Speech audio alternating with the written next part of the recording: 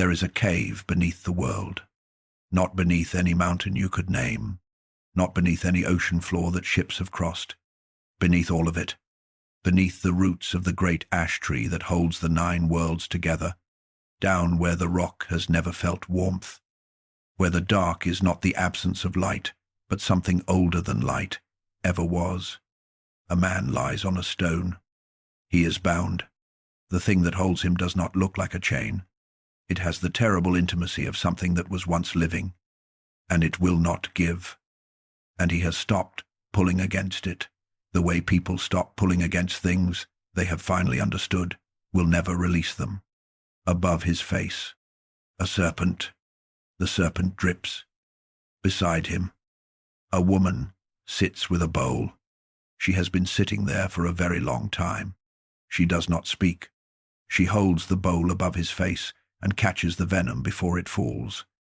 And when the bowl is full, she stands and turns away to empty it. And in the moment she turns, a single drop lands. The man's body pulls tight against the binding. Far above, in a world of sunlight and ordinary mornings, the ground shakes. People look up from their work. They steady themselves against doorframes. They say the word they have for it and go back to their lives. They do not know what it is. His name is Loki, and long before they chained him beneath the world, he had spent his whole life navigating. He sat at their table. This is how that happened. Before we talk about Loki, we need to talk about the world he was born into. He did not arrive in a simple place. He arrived in a cosmos that had been running on power and old agreements, and the specific tension that builds when a group of very powerful beings have decided, once and for all, what order looks like and who gets to live inside it. The Norse worlds were 9. They were stacked and threaded together by the great ash tree Yggdrasil, whose roots reached into places with names like wounds, Niflheim, the world of ice and mist, Muspelheim, the world of fire, Helheim, where the dead went when they died without glory. The tree held all of it, the way a spine holds a body, by tension, by the constant invisible work of something that cannot afford to fail. At the top of this arrangement sat Asgard. Picture it the way the people who first told these stories pictured it. Halls of gold and timber, a sky that always had weather worth noticing, a rainbow bridge connecting it to the worlds below. The gods who lived there called themselves the Aesir. And they were extraordinary in every way that word can mean. They had outlived civilizations. They carried weapons that took lifetimes to make. They had fought the wars that shaped reality and won. And the winning had settled something in them, a particular confidence that comes from being tested and surviving. Odin sat at the center of all of it. He was not a clean or simple king. The stories about him are not the stories of a generous ruler dispensing justice from a golden throne. He was something stranger.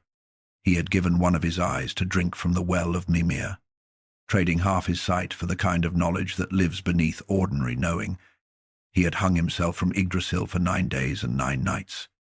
A spear in his side, no food and no water, until the runes revealed themselves out of the dark below. On a clear night you can picture him in his high seat, the 2 ravens, Hugin and Munin, perched at his shoulders, his one eye open and looking at something that nobody else in the hall can see. Not the walls, not the fire, something further away than that. He was looking at the end, because Odin knew things he had not told anyone. He knew that the world he was building, the world he was protecting, the world he was filling with alliances and walls and carefully maintained order, was going to end. He had seen it. The visions came to him the way that certain knowledge always comes, not as a surprise, but as a confirmation of something the body already suspected. Ragnarok, the twilight of the gods, fire and flood, and the great wolf with his jaw open wide enough to swallow the sky. He knew it was coming. He continued building anyway. This is the first thing you need to understand about Asgard. It was a world being constructed by someone who knew it would fall. Every wall raised, every treaty signed, every alliance forged happened in the shadow of a future that could not be changed. The order Odin was defending was real and worth defending. It was also temporary, and he was the only one in the hall who fully understood that. Order mattered here, enormously. The Aesir had enemies. The Jotnar, the giants of Jotunheim, were the oldest of those enemies, beings of enormous power who predated the current arrangement of the worlds and had never fully accepted it. The wars between Aesir and Jotnar had shaped the cosmos. The rivers ran where they ran because of those wars. The boundaries between worlds existed because someone had drawn them. And keeping those boundaries intact was not symbolic work. It was the actual maintenance of reality as the gods understood it. You were Aesir, or you were Jotnar. You were order, or you were chaos. You were inside the wall, or you were outside it. The problem with that kind of clarity is what it does to the things that do not fit neatly on either side. His name was Loki. His father was Farbuti, a giant. His mother was Laufey, and what exactly she was has occupied scholars for a long time without a clean answer. What is clear is that Loki was not fully Aesir. He was not fully Jotnar either. He was something the taxonomy of the 9 worlds did not have a perfect word for. A being born between categories who had spent his entire life learning to move through the gaps that categories leave open. He was, by every account that survives, extraordinarily intelligent. A native understanding of how systems work and where they fail, how rules are constructed and where they can be bent, what people want to believe about themselves and how that belief can be used. He was the kind of intelligence that makes other intelligent people uncomfortable, because it does not stay in the places assigned to it. He was also a shapeshifter. He could become a bird, a fish, a fly, a mare. He could be a shadow, a voice that sounded exactly like someone you trusted. This was not metaphor. It was a literal capability that set him apart from everyone else in the 9 worlds. What he did not have, from the very beginning, was a clear place. He existed in Asgard. He ate at the tables there, slept under its roofs, walked its halls. He was a blood brother to Odin himself, a bond made by the ancient rite of mixing blood, which in that world was not a small thing. By rights he was one of them. He was also, always, in some room of his own awareness, aware that he was not quite one of them, that when things went wrong, the faces that turned toward him turned in a specific way that they did not turn toward each other. He knew this from early on. For a long time, he decided it did not matter. He was useful. And in the economy of powerful places, being useful covers a great deal. The first time the gods of Asgard needed Loki, they had a stolen son. A frost giant named Thiazi had taken the goddess Idun, not just Idun herself, but the golden apples she kept, the apples that the gods ate to stay young. Without those apples, the Aesir were already feeling it. The stiffness in the joints, the grey at the edges of their vision, the specific heaviness of a body beginning to remember that it is mortal. They had tried to get her back through the direct approach. The direct approach had failed in the way that direct approaches fail when the person you are dealing with does not care about your threats and is larger than most of what you can threaten him with. They needed someone who could go where honor could not follow. Loki volunteered before anyone asked him to. He borrowed the falcon cloak of Freya, the feathered garment that allowed flight between worlds, and he went to Thiazi's hall in Jotunheim alone. No army, no escort, just a man in a borrowed bird shape landing on the windowsill of a frost giant's fortress. Thiazi was not home. Idun was. She was being kept well, which was its own kind of cruelty, kept in comfort so that she would remain useful. Her apples still with her. her knowledge of how to tend them intact. She looked at the falcon in the window and understood immediately that it was not a bird. Loki transformed her into a nut, a small, hard, walnut-shaped thing that could be gripped in a falcon's talons, small enough to carry, fast enough to move. Then he flew. Thiazi returned home to an empty hall. He did not take long to understand what had happened. He transformed himself into an eagle, the form of a giant at full power in flight, and he came after Loki across the sky between worlds.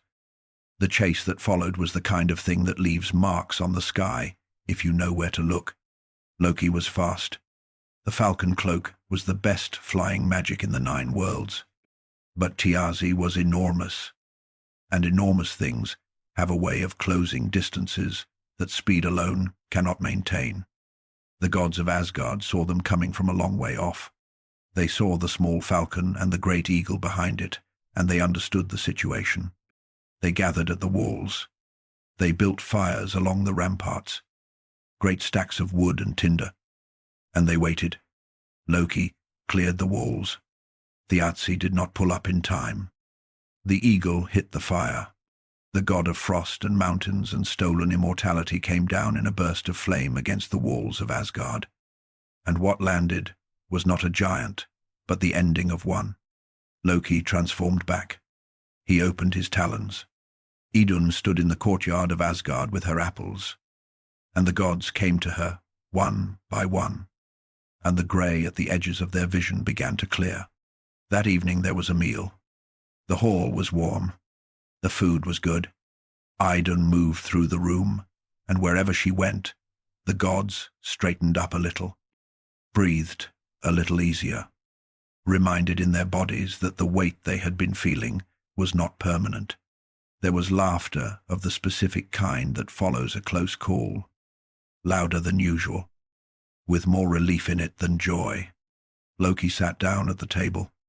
Nobody had invited him to sit. Nobody told him to leave either. He poured himself a cup and drank and listened to the conversation. And for a while, if you had walked into that hall without knowing the history of anyone in it, you might have thought he was simply one of them. Across the room, a woman was watching him. Her name was Sigyn. She was not watching him the way most of the others watched him, which was with the careful mixture of appreciation and wariness that you give a tool you are glad to have, but are not entirely sure how to store. She was watching him with something that had more thought in it than that. Not admiration, not caution, something closer to the look of a person trying to understand something they have not yet found the right question for. He noticed. He was the kind of person who noticed everything.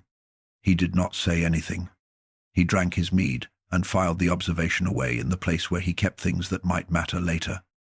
What Asgard understood after that evening was simple.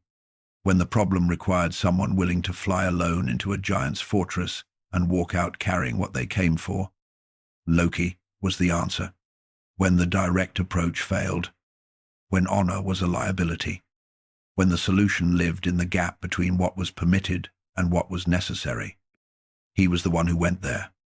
They did not have a word for what that made him.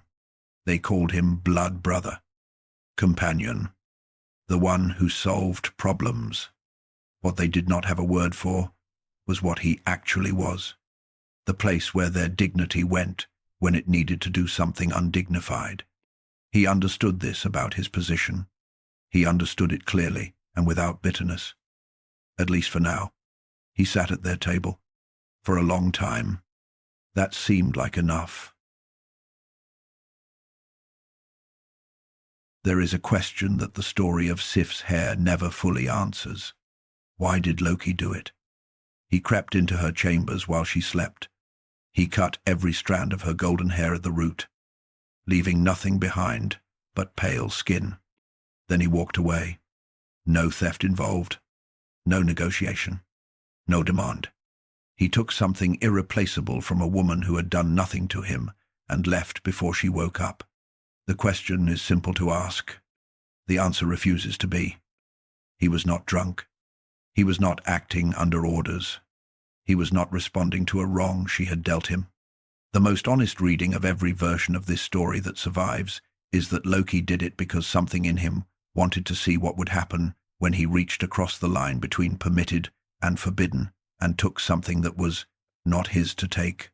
There is a part of him that is drawn to edges, not to destruction exactly, more to the specific feeling of standing at a boundary and stepping over it, of finding out whether the world on the other side of a rule is different from the world on this side. The problem is that Sif's hair was not an arbitrary rule. It was her. In the world the Norse gods inhabited, a woman's hair was not decoration. It was identity, lineage, the visible emblem of everything she was and everything her family was. Thor's wife, golden-haired, had a dignity that was specific and real and entirely hers. Loki had not played a prank. He had reached into someone's life and removed something she could never get back. He found this out when Thor came looking for him. Thor angry is not a subtle experience. The thunder does not wait for him to arrive. The air changes before he enters a room. A pressure drop, a quality of attention that moves through a building the way weather moves through a valley. When he found Loki, his hand was already on Mjolnir, and the look on his face was the look of a man who has already decided that conversation is a courtesy. He is choosing to extend and could withdraw at any moment. Loki did not run. Running from Thor is not a strategy with a strong success rate. Instead, he said the thing he always said when cornered. "Tell me what you need, and I will get it for you." He meant it. That is the part that gets lost. He was not stalling. He was making a genuine offer, because this was the mechanism by which his life worked. He created problems and he solved them, and the solving was supposed to return everything to where it had been before. What he could not return was the hair itself. So he went to find something better. The dwarves of Svartalfheim were the greatest craftsmen in the 9 worlds. They worked in fires that burned at temperatures no Asgard forge could reach, with skills passed down through generations so long that the origin of the knowledge was lost even to them. Loki arrived in their underground halls with the specific manner of a man who knows exactly what leverage he is working with and is not shy about using it.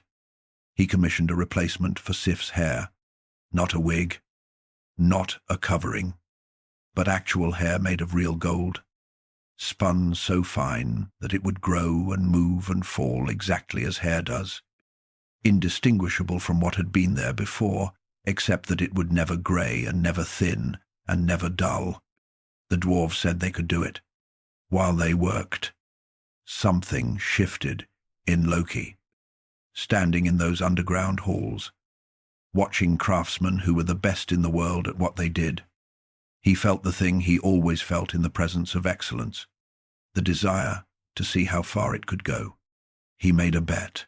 He told the 2 brothers, Brock and Sindri, that he wagered his own head they could not make 3 treasures equal to the hair of Sif. His own head. He said it the way people say things, when they are confident enough in their own ability to escape consequences that the stakes feel theoretical. The brothers accepted. What came out of that forge was extraordinary. The golden hair itself, alive and growing the moment it was placed on Sif's head. Gungnir, the spear that would never miss its mark. Made for Odin. Skidbladnir, a ship that could sail any sea and fold into a pocket. Made for Freya. Then from the second forge, Draupnir, the ring that duplicated itself 8 times every 9th night.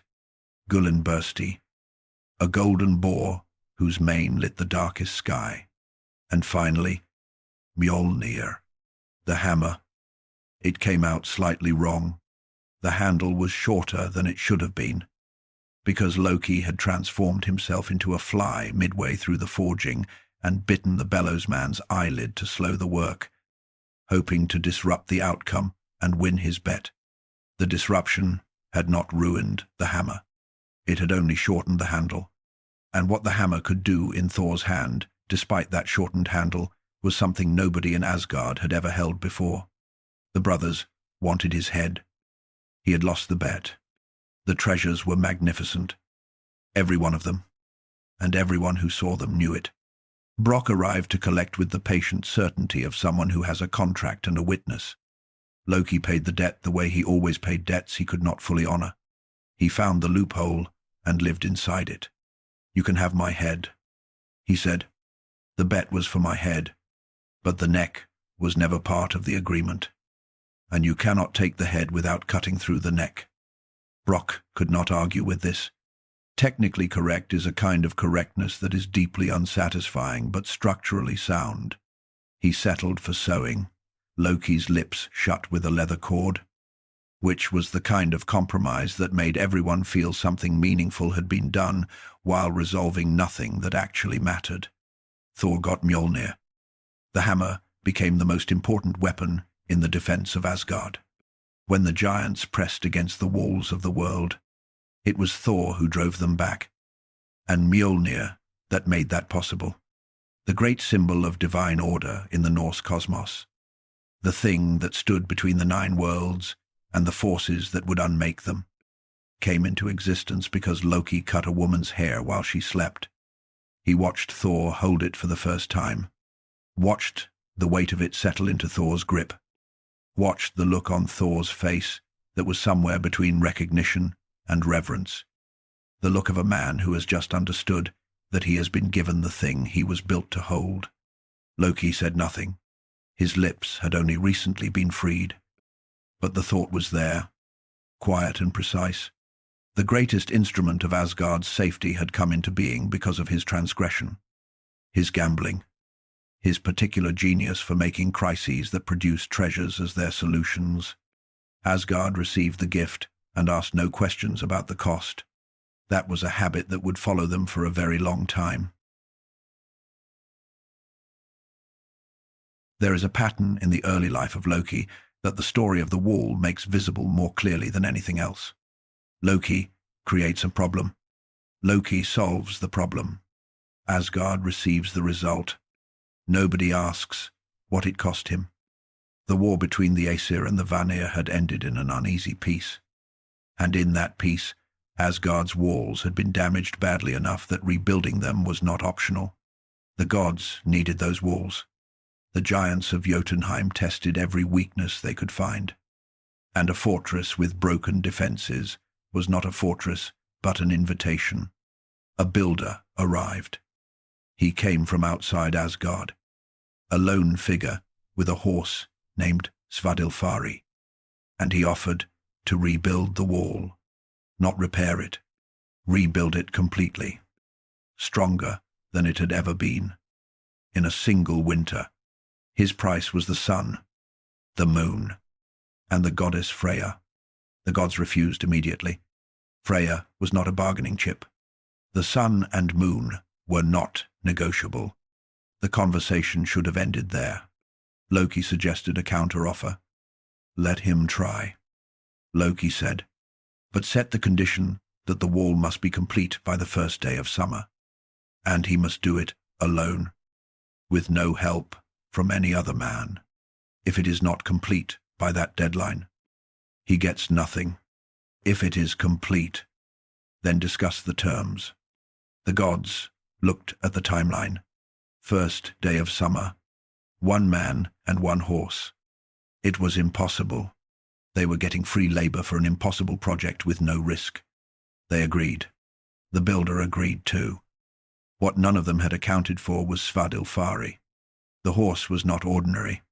It worked at a pace that should not have been sustainable, hauling stones of a size that teams of ordinary animals could not have moved, working through nights that should have stopped any living creature. The builder and his horse made progress that was not supposed to be possible, and as the winter deepened it became clear that the wall was going to be finished. The deadline was going to be met. The gods panicked. The sun, the moon, and Freya. The terms they had agreed to as a comfortable impossibility were about to become real. They looked at each other in the great hall, and then they looked at Loki, because this was his idea and his problem. And the look they gave him was very specific. The look that said, you made this, so fix it. What happened next is the part of the story that every surviving source records, and also the part that no source stops to examine. Loki transformed himself into a mare.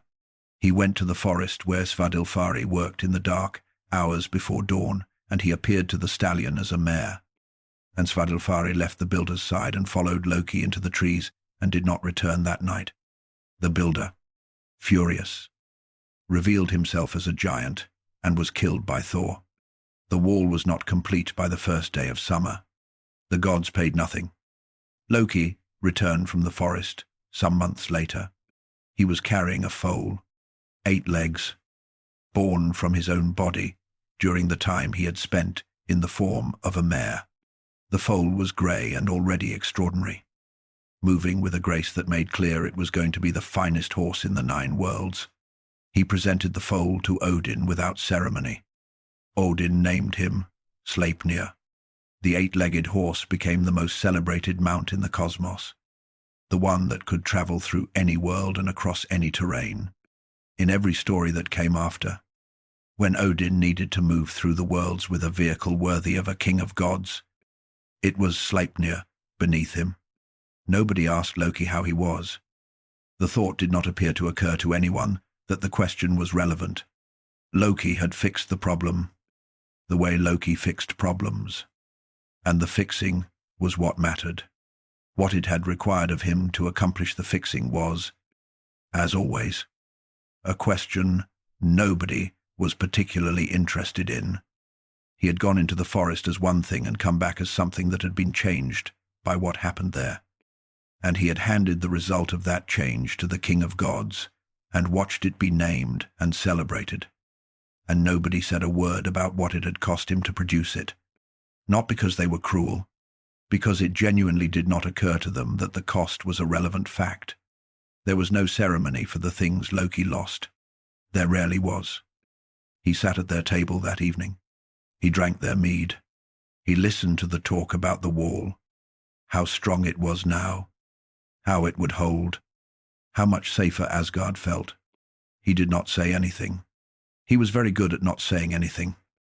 What accumulates in a person who pays costs that are never acknowledged is not nothing. Each time it happens, it adds to a weight that is not quite resentment yet and not quite grief yet. Something in between. The particular heaviness of a person who has been given exactly what they agreed to and is beginning to understand, at a level below conscious thought, that what they agreed to was not quite what they needed. He had come to Asgard because it was the closest thing he had to a place. He had made himself useful because useful was the currency he had. He had paid prices that nobody named because the alternative was to stop paying them. And stopping meant something he was not ready to face yet. So he sat at the table. And for now, that was enough. There is a question at the center of this chapter that is worth sitting with before the story moves forward. When you look at a child, what do you see? Do you see the child in front of you? The specific and unrepeatable person standing there with their own face and their own way of moving through a room? Or do you see what they might become? The future, you have decided, is likely, built from who their parents are and what the old stories say and what your own fear tells you in the quiet hours when fear does its best work. Loki had 3 children with a giantess named Angrboda, who lived in the forest of Ironwood at the eastern edge of the worlds. The gods kept watch over. The 3 children were Fenrir, Airwolf, Jormungandr, a serpent, and Hel, a girl whose body was split down the middle between the living and the dead. One half the warm color of a person in full life. The other, the blue-gray, of something that has never known warmth. The gods knew about these children because Odin knew. The prophecies had spoken. Fenrir would grow until his jaws could swallow the sky. Jormungandr would encircle all of Midgard. And when he released his own tail, the world would end.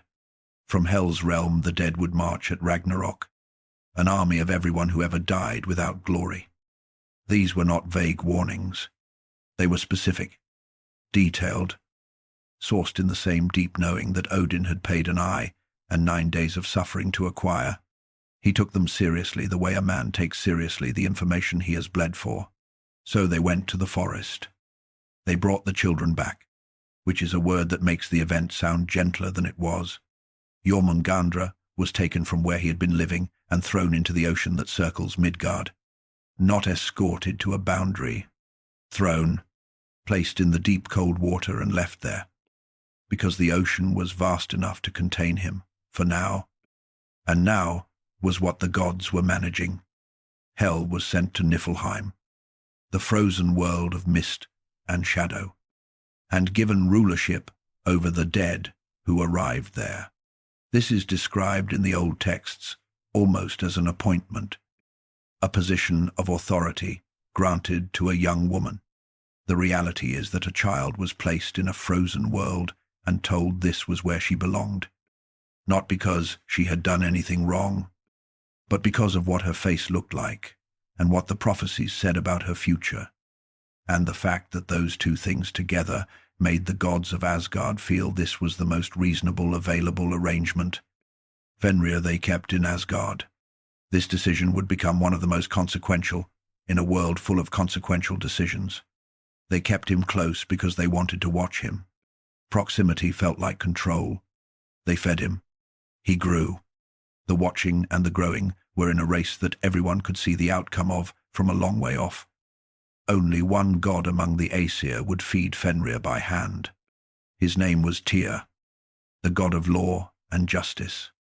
A figure of such genuine honor that his word was considered binding in ways that other gods' words were not. Every morning Tyr went to where Fenrir was kept and fed the wolf directly. And the wolf, who was not yet what the prophecy said he would become, accepted the food with something that, over time, began to look like trust. Loki was not in the forest when the gods came.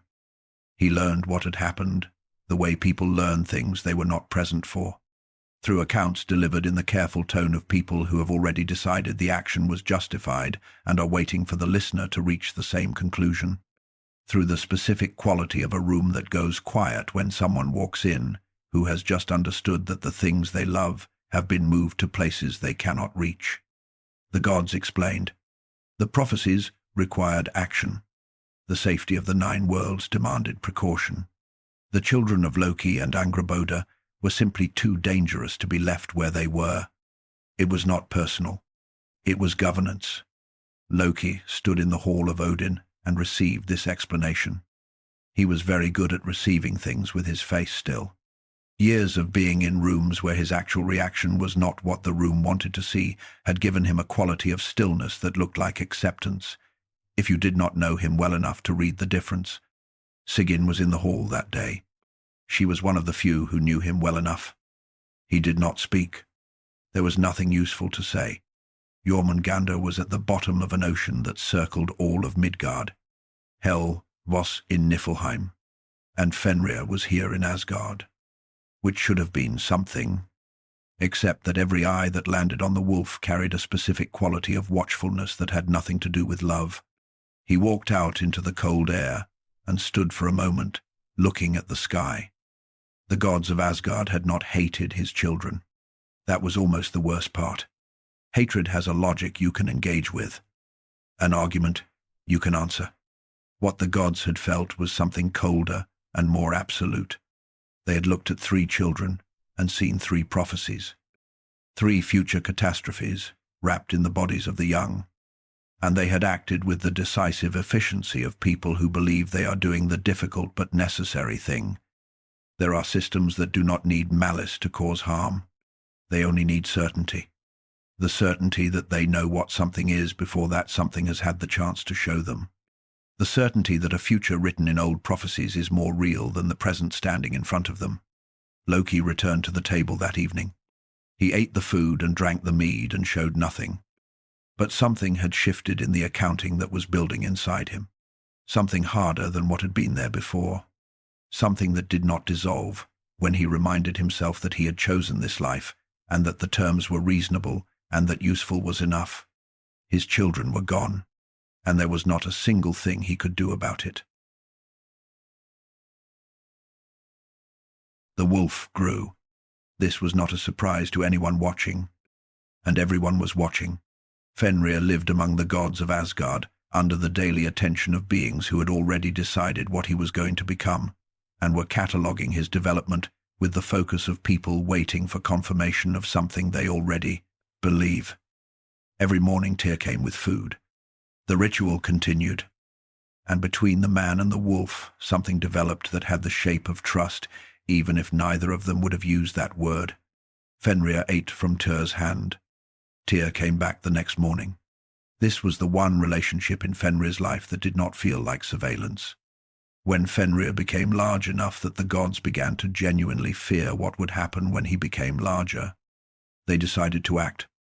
They tried chains first, a binding called lading, forged by Asgard's own smiths from the best iron available.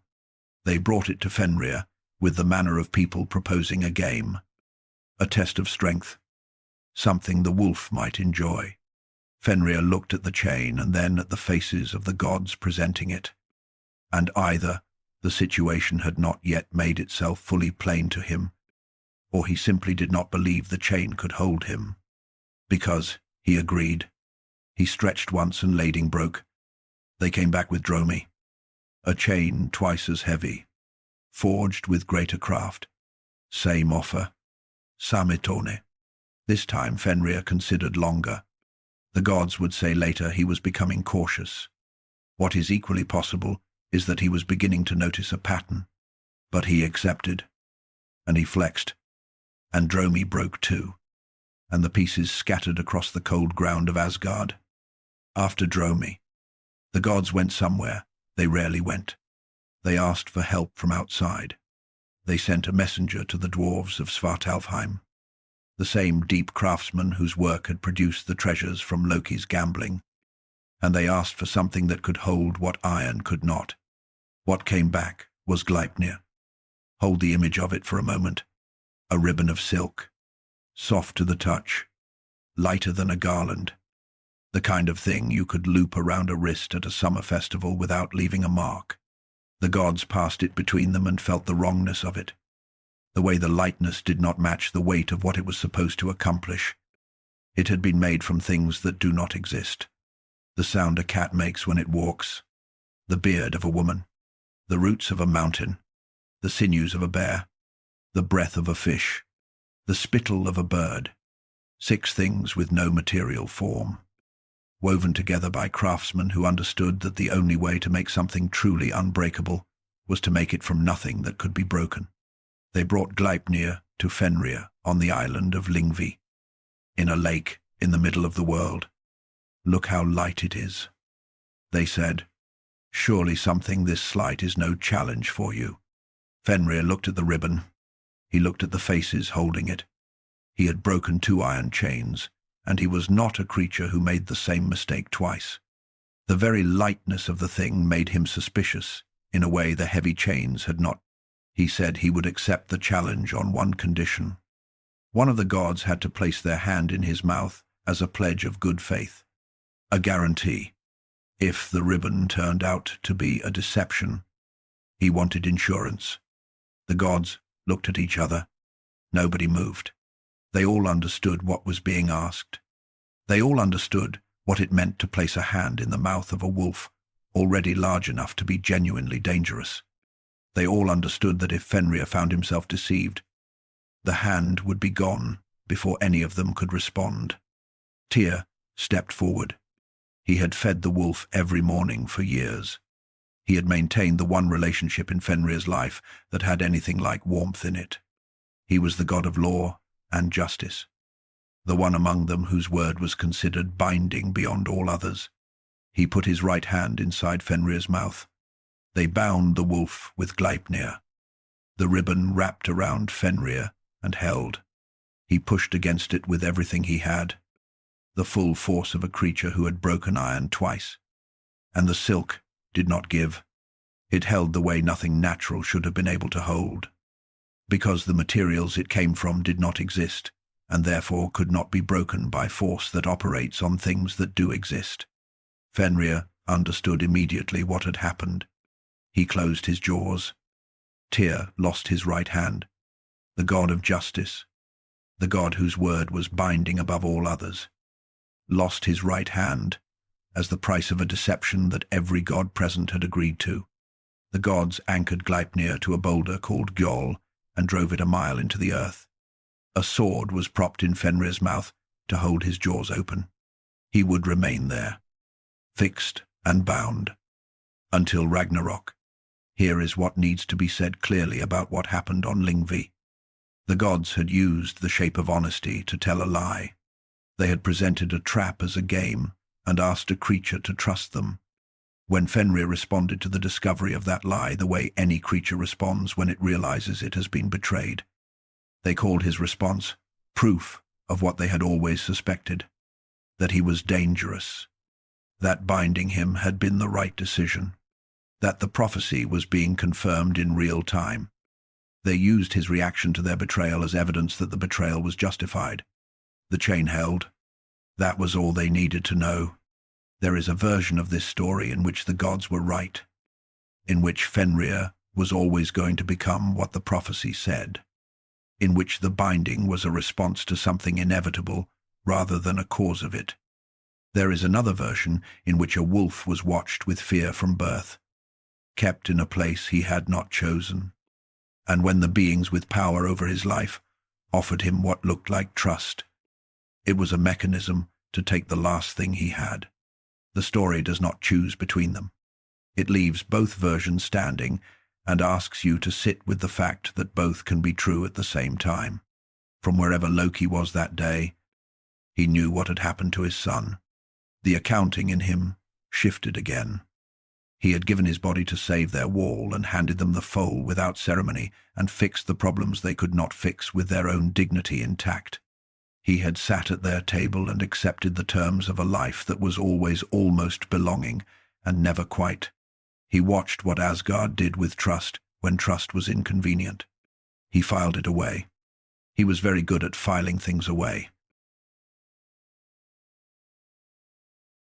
There is a specific kind of friendship that exists between people who need each other and do not entirely understand each other and would not, if given the choice, have necessarily picked each other. It is not a lesser friendship because of this. Sometimes it runs deeper than the easier kind. The friction produces something that comfortable relationships do not. Thor and Loki had this kind of friendship. They had traveled together more times than either of them could easily count. They had walked into Jotunheim together. They had sat in rooms with beings who wanted them dead and come out the other side. Thor had pulled Loki out of situations that Loki's mouth had created, and Loki had pulled Thor out of situations that Thor's hammer could not resolve. And between them was a history of shared survival that functions as its own bond, regardless of whether you would call the people involved close in the ordinary sense. The road to Utgard began the way most of their journeys began, a problem that required both of what they each were.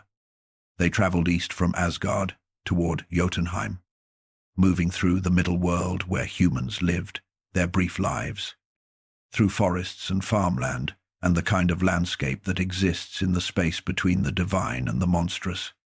Along the way they gathered companions, including a young man named Thjalfi, who was fast enough to be genuinely useful, and his sister Röskva, traveling with the particular combination of excitement and terror that comes from being a human person in a story that is clearly too large for human persons.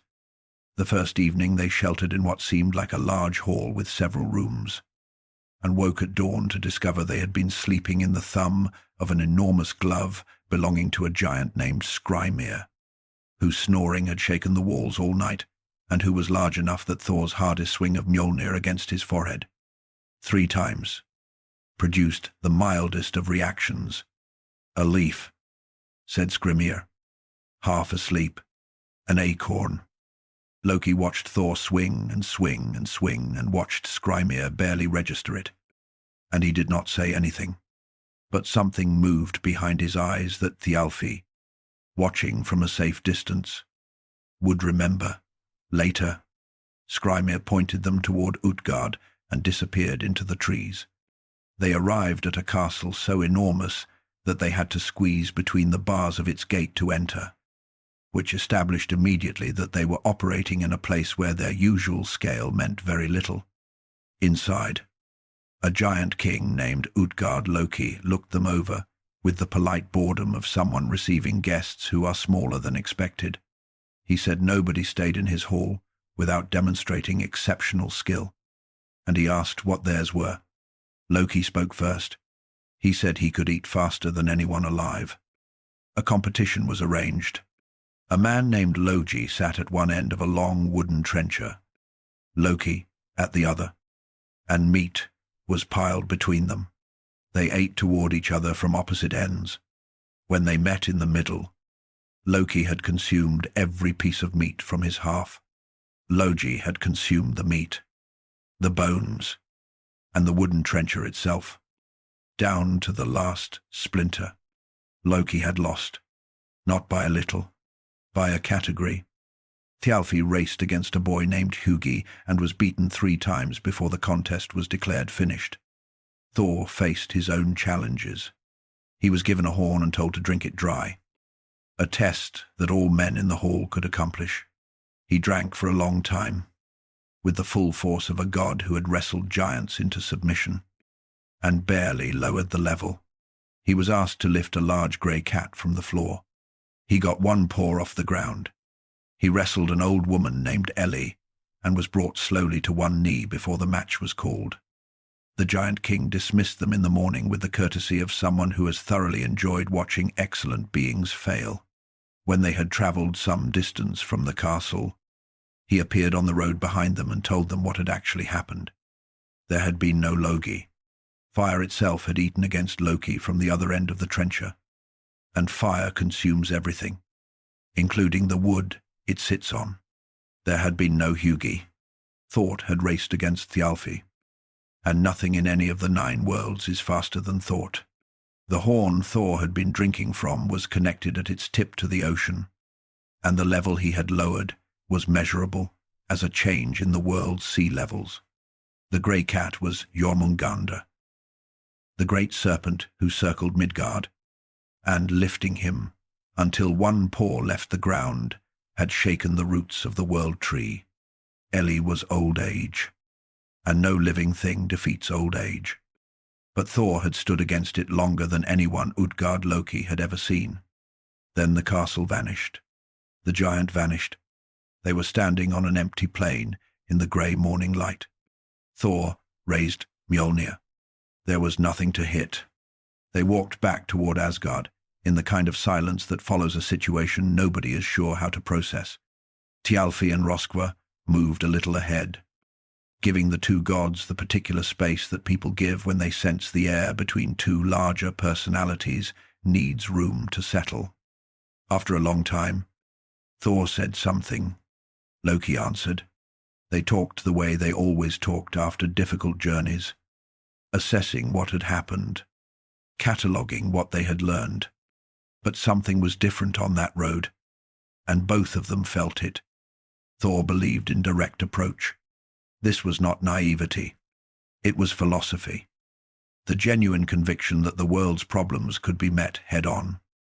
That strength applied honestly and in the right direction would resolve what needed resolving. He had built his entire life on that conviction, and it had served him well and continued to serve him well by almost every measure. In Utgard, the direct approach had been made into a performance.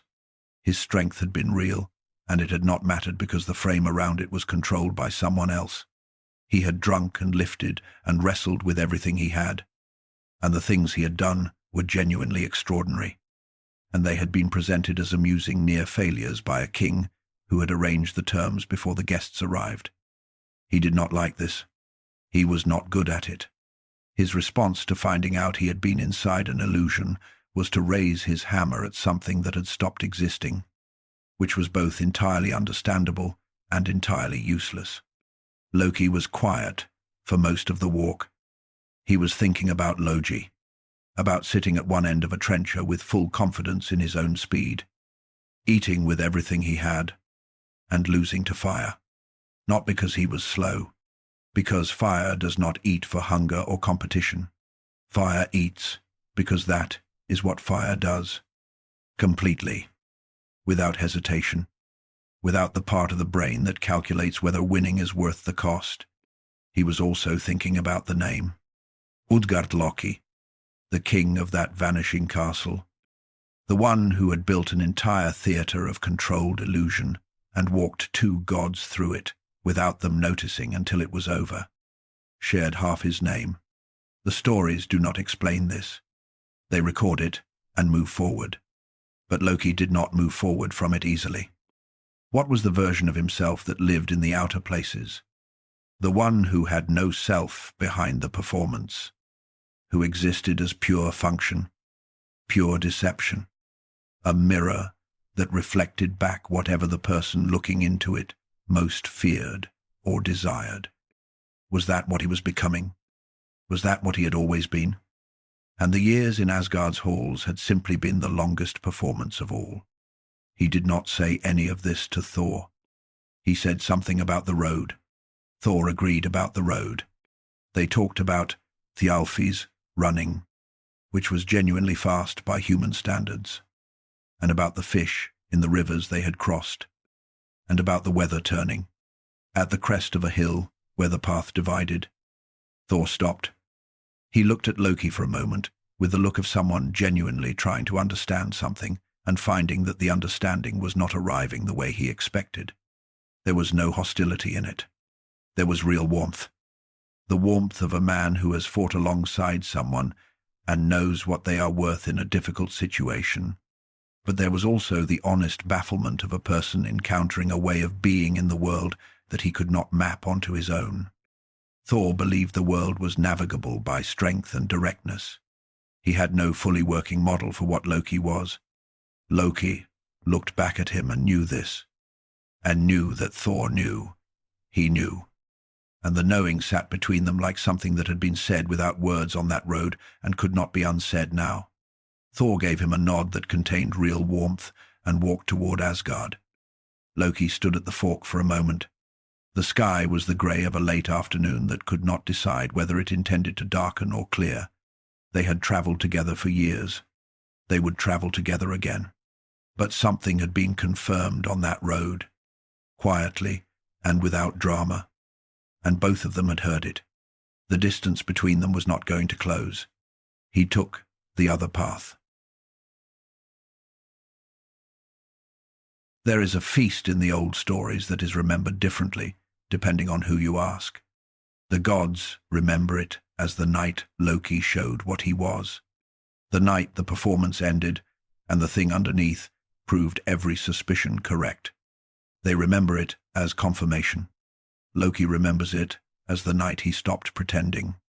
The feast was at the hall of Aesir, the god of the sea, who was known for throwing extraordinary gatherings and whose mead was considered the finest available anywhere in the 9 worlds. The invitation had not included Loki. This was not the first time. There had been gatherings over the years where his name was simply absent from the list, where the calculation had been made that his presence would complicate the evening in ways the host was not interested in managing. He had accepted these exclusions before with the practiced equanimity of someone who has decided that making a scene is not a strategy with good returns. This time, he walked to the hall. The servant at the door told him he was not welcome. Loki looked at the man with the patience of someone who has been not welcome in rooms for a very long time and has developed opinions about it. He said he wanted to speak with Odin. He invoked the blood oath, the ancient promise that neither of them would drink ale without the other being served. He said he wanted Odin to come to the door and tell him to leave himself. There was a pause. The doors opened. He walked in, and the hall went quiet in the specific way that rooms go quiet when someone has entered who has no business being there, and everyone in the room knows it, and nobody has quite decided what to do. He found an empty seat and sat down. Nobody offered him a cup. A servant started toward him with one, and a god caught the servant's eye, and the cup did not arrive. Loki sat at the table without a drink in front of him, and looked at the faces, looking back at him. He said he had traveled many roads and was thirsty. He said he would like someone at this table to offer him something to drink. He said he remembered a time when hospitality in these halls was not extended conditionally. Nobody moved. Bragi, the god of poetry, said the tradition would not be extended to Loki tonight, that there was no place for him here, that he should leave. What happened next took a long time, and this account will not reproduce it in full, because the specific content of what Loki said matters less than the shape of what it was. He moved through the room with the focus of a man who has decided he has nothing left to protect, going from god to god and saying, quietly and with great precision, the true thing about each of them that everyone in the room already knew but that nobody had ever said out loud. He reminded Odin of the times Odin had practiced Sidra, the feminine form of magic, and had worn women's clothing to do it. He said it plainly, the way you state a fact. He reminded Frigg that she knew the fates of all things and said nothing. He asked her, in front of everyone, what that silence cost. He told Freya things she had not chosen to share with the assembled company. He told Tyr things. He moved around the table, and the things he said were not invented. He did not need to invent them. The true things were sufficient. Here is what made this different from an ordinary accusation. An accusation can be refuted. What Loki was doing was harder to answer because it was not designed to be answered. It was designed to be heard. He was saying the things that had been living in the spaces between what the gods of Asgard were and what they preferred to present themselves as being. The things that had been carefully not said for decades. And he was saying them to the full audience of everyone who had spent those decades maintaining the silence. There is a particular quality of pain that comes from hearing a true thing said without kindness. The truth itself is not the problem. The absence of kindness is not entirely the problem either. What makes it land so hard is what it reveals about the speaker, that they have access to the truth and are using it as a blade rather than a light, that something in them has moved past the place where truth serves any healing purpose. Thor arrived late, the thunder announcing him before the door opened. He told Loki to stop. Loki looked at Thor and said something about Thor that found the specific gap between his genuine courage and the limits of what his directness could understand. He said it in front of everyone. Thor raised Mjolnir. Loki looked at the hammer and then at the room full of gods who had watched him move through their histories like someone who had memorized every locked door in their house and was opening them one by one. He left. He walked out of the warmth of Aegir's hall into the cold and kept walking. Behind him, the feast resumed. The conversation started again. The room rewarmed itself the way rooms do after an unpleasant interruption. The assessments formed. The verdict moved through the hall, and the consensus settled around what the evening had been and what it meant. Loki walked alone in the dark and did not look back. He knew what he had done. He knew the true things he had said had not been said to heal anyone. He knew he had walked into a room carrying all of it. Years of useful and dismissed and almost, but not quite, and had set it down in the most damaging way available to him. He was not confused about this. What he also knew, walking in the cold, outside the warmth of a hall that had never fully been his, was that the saying of it had released something that had been pressing against the inside of his chest for longer than he had been willing to admit. He did not feel good. He did not feel justified. He felt, for the first time in a very long time, like himself. The truth in his mouth had stopped being light. It had become the only weapon available to someone who had run out of every other kind. He had used it the way desperate people use the last thing they have, without precision, without care for the damage it left behind, because the alternative was to keep swallowing it, and the swallowing had finally become impossible. He walked until the lights of Aegir's hall disappeared behind the trees. The night was cold. The stars were out. The world outside the feast was exactly as large as it had always been. He had no idea yet how much he had just changed. Before we follow what happens next, the story requires us to go backward by a few days.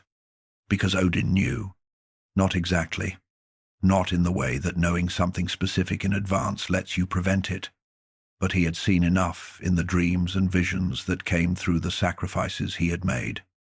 The eye, the 9 days hanging on the tree, all of it, to understand that what Baldr was dreaming was not ordinary sleep disturbance. The dreams had started some weeks before. Baldr had described them to his father in the careful language of someone who knows they are about to say something that will cause concern, and is trying to say it accurately anyway. Images of darkness arriving from a direction that had no name. A sense of ending that was specific rather than general. The quality of a vision that is not symbolic but literal. Odin had listened. He had said the things that fathers say when they are holding something heavy that they do not want to transfer to the person they are trying to protect. He had been convincing because he was a convincing person, and because Baldr wanted to be convinced. Then he had saddled Sleipnir. The 8-legged horse moved through the worlds with a fluidity that no other animal in existence could match, as if the walls between the 9 worlds were suggestions rather than structures. On Sleipnir's back, Odin could go places that required real choices from anyone traveling by foot, including the cold borders where worlds pressed against each other, and the road that descended toward Helheim, the realm of the dead. He rode down. The road to Helheim was not the road to glory. The Valkyries brought the battle dead to Valhalla, to the warriors' hall, to feasting and the long preparation for Ragnarok. But most of the dead did not go to Valhalla. Most went the other way, down the road called Helveg, through cold and dark, across the river Jol, where the giantess Modgud stood watch, and through the gates to the realm that Hel administered from her hall. Odin stopped at a place on the edge of that territory where a Volva was buried, one of the great seeresses, a woman whose knowledge the Norse world had always treated with a specific reverence that had fear braided through it. She had been dead long enough that waking her required everything Odin could bring to bear on the boundary between the living and whatever lay after. He spoke the spells. He performed the rites. He waited. She rose. The conversation between them was not comfortable for either party. She did not want to be woken, and she said so. She knew who was asking, and she knew why. And she answered, because the alternative was to be held in the space between sleep and waking indefinitely by someone with both the patience and the power to maintain it. She told him about the hall in Helheim being prepared for a guest, mead being brewed, benches being arranged, the preparations of a realm that was expecting someone it had not received before. He asked about the killer. She described the instrument, not the hand behind it. She spoke of the thing that would be used. He asked if Baldr could be returned after what was coming. She told him the condition.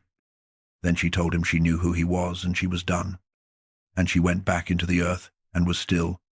Odin sat on Sleipnir above Helheim in the cold that lives in that place regardless of season.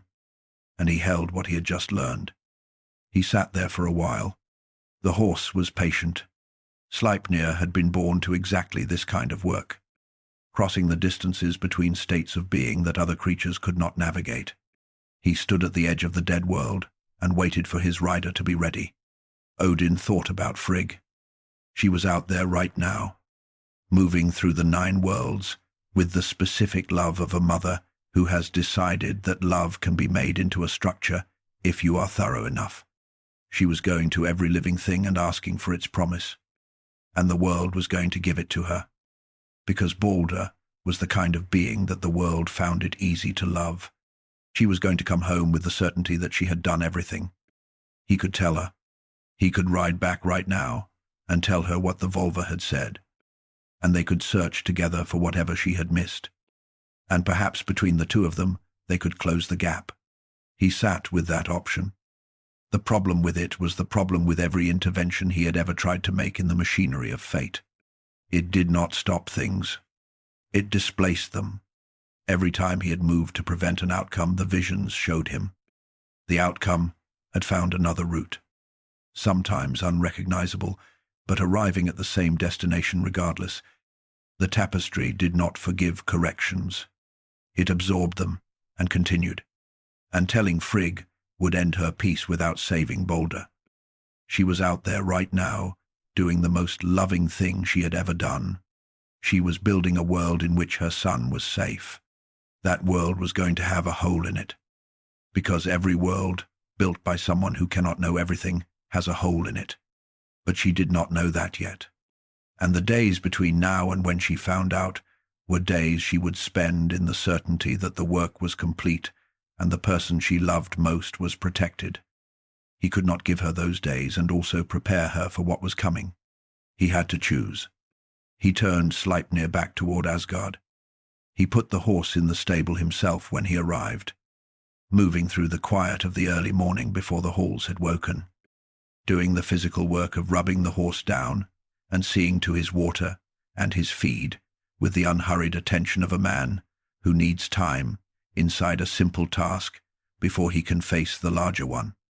Sleipnir stood patiently and accepted the attention.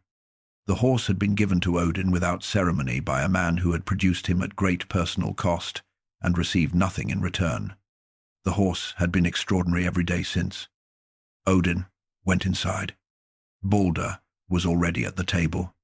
He was eating breakfast with the easy quality of someone who has been frightened by his own dreams and has been reassured by the people he trusts and is trying, with reasonable success, to step back into ordinary life. His face in the morning light was the face of someone who wanted to believe that the worst of it was over. Odin sat across from him. He poured something to drink. He looked at his son in the specific way that people look at someone when they are trying to commit the details of them to memory. Baldr asked him if everything was all right. Odin said yes. He drank. The morning organized itself around ordinary things. The halls filled with sound. Other gods came to the table. Food was passed. The day moved forward. Odin moved through it, carrying what he knew. Some knowledge is too heavy to share, not because the sharing would be meaningless, but because there are people whose love for the thing they are protecting deserves to be protected too. And the peace that Frigg had earned by doing everything she could was something he did not know how to take from her. Telling her would not save Baldr. It would only end her peace earlier. He carried it alone. That was the only choice left. And sometimes that is the most terrible sentence in the world, that carrying it alone was all he could do. And he did it. And it was not enough. And he had known it would not be enough before he started.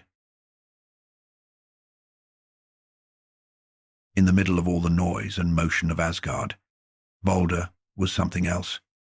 He was Odin's son, and he had his father's depth of thought without his father's weight of knowledge. Or rather, he carried knowledge differently, without the cost of it pressing down on every step. He was well loved in the real sense of that phrase. Not honored, the way power is honored, or respected, the way strength is respected, but loved in the quieter and more durable way that people are loved, when they consistently make the people around them feel that the world is a little less heavy than it usually is. The game developed naturally after Frigg completed her journey. She had gone through the 9 worlds in the weeks after the dreams began, extracting oaths from everything that existed, every metal, every stone, every plant, every animal, every disease. Every poison had sworn to her that it would not harm her son. Fire swore it. Water swore it. Every weapon in every hall swore it. She returned with the completed work of a mother who had decided that love could be made into armor if you were thorough enough. What the gods did with this information was, in the way of powerful beings presented with proof of invulnerability, turn it into entertainment. They stood in a circle and threw things at Baldr. Sticks, then stones, then larger things, then weapons. Everything deflected. Everything fell away. He stood in the center of their circle, and the objects that should have cut him dropped at his feet like offerings. And everyone laughed.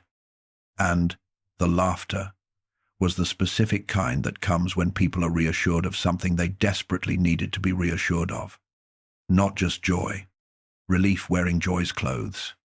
Baldr was the proof that protection was possible, that if you were thorough enough, if you went to every corner of existence and secured every promise, the thing you loved most could be kept safe.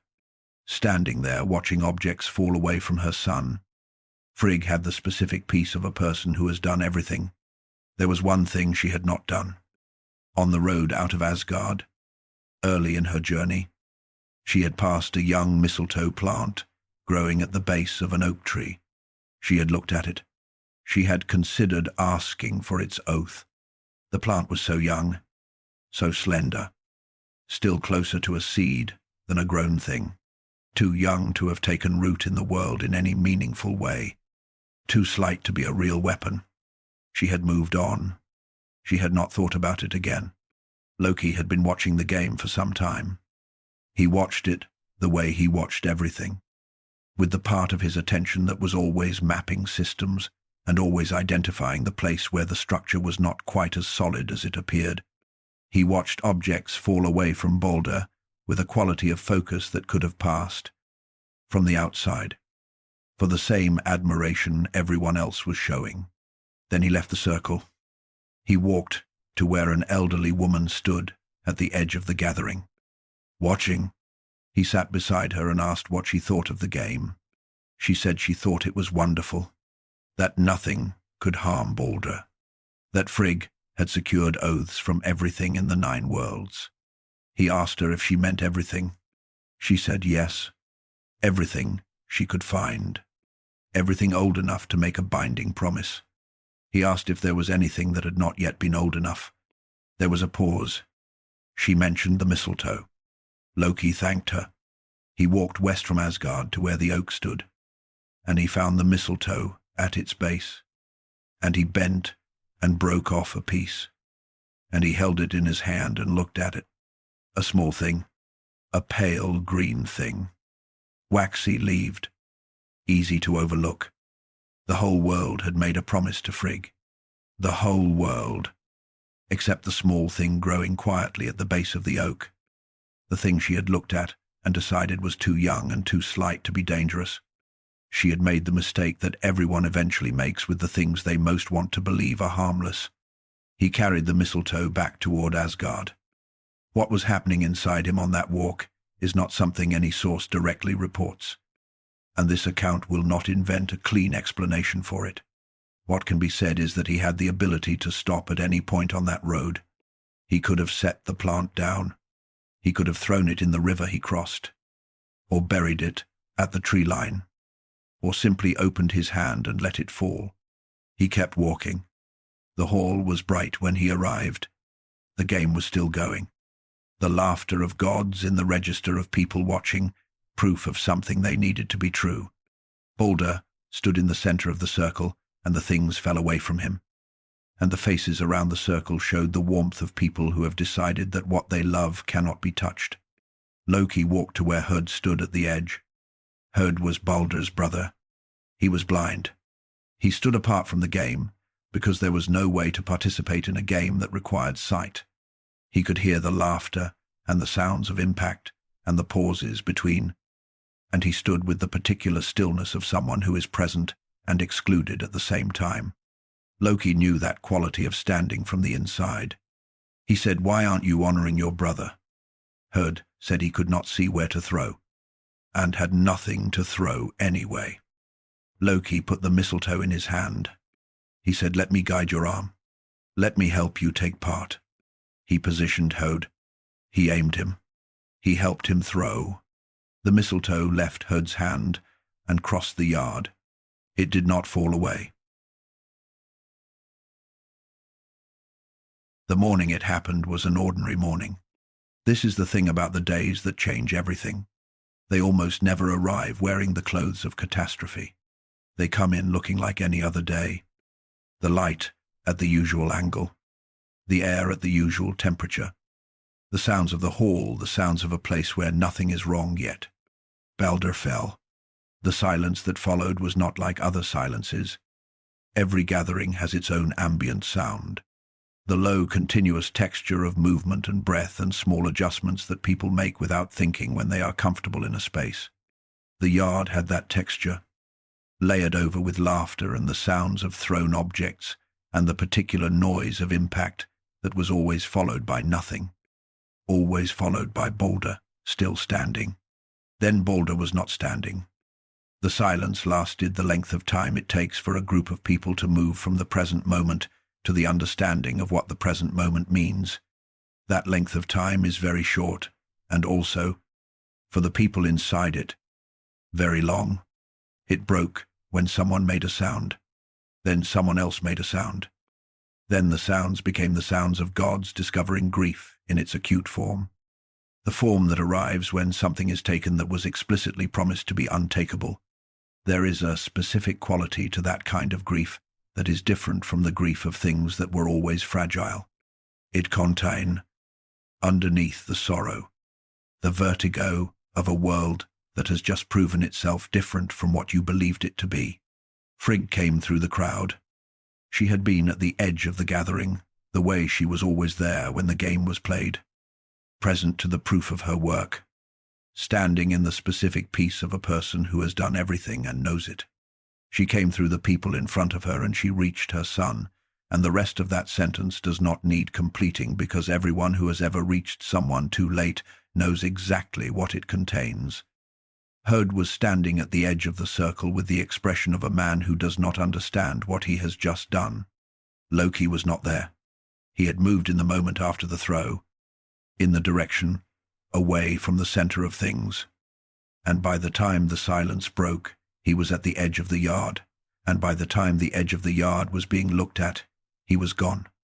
Now, here is where this account needs to say something directly, because the shape of this chapter depends on it. The terrible thing about what happened in that yard was not that Loki found a weapon. Every story eventually finds its weapon. The terrible thing was how small it was. That the thing capable of ending the light of Asgard had been growing quietly at the base of an oak tree, young and slight and unconsidered, until the one person paying the wrong kind of attention found it and carried it home. But there is something else that needs to be said alongside that. Something the story does not allow you to soften into a more comfortable shape.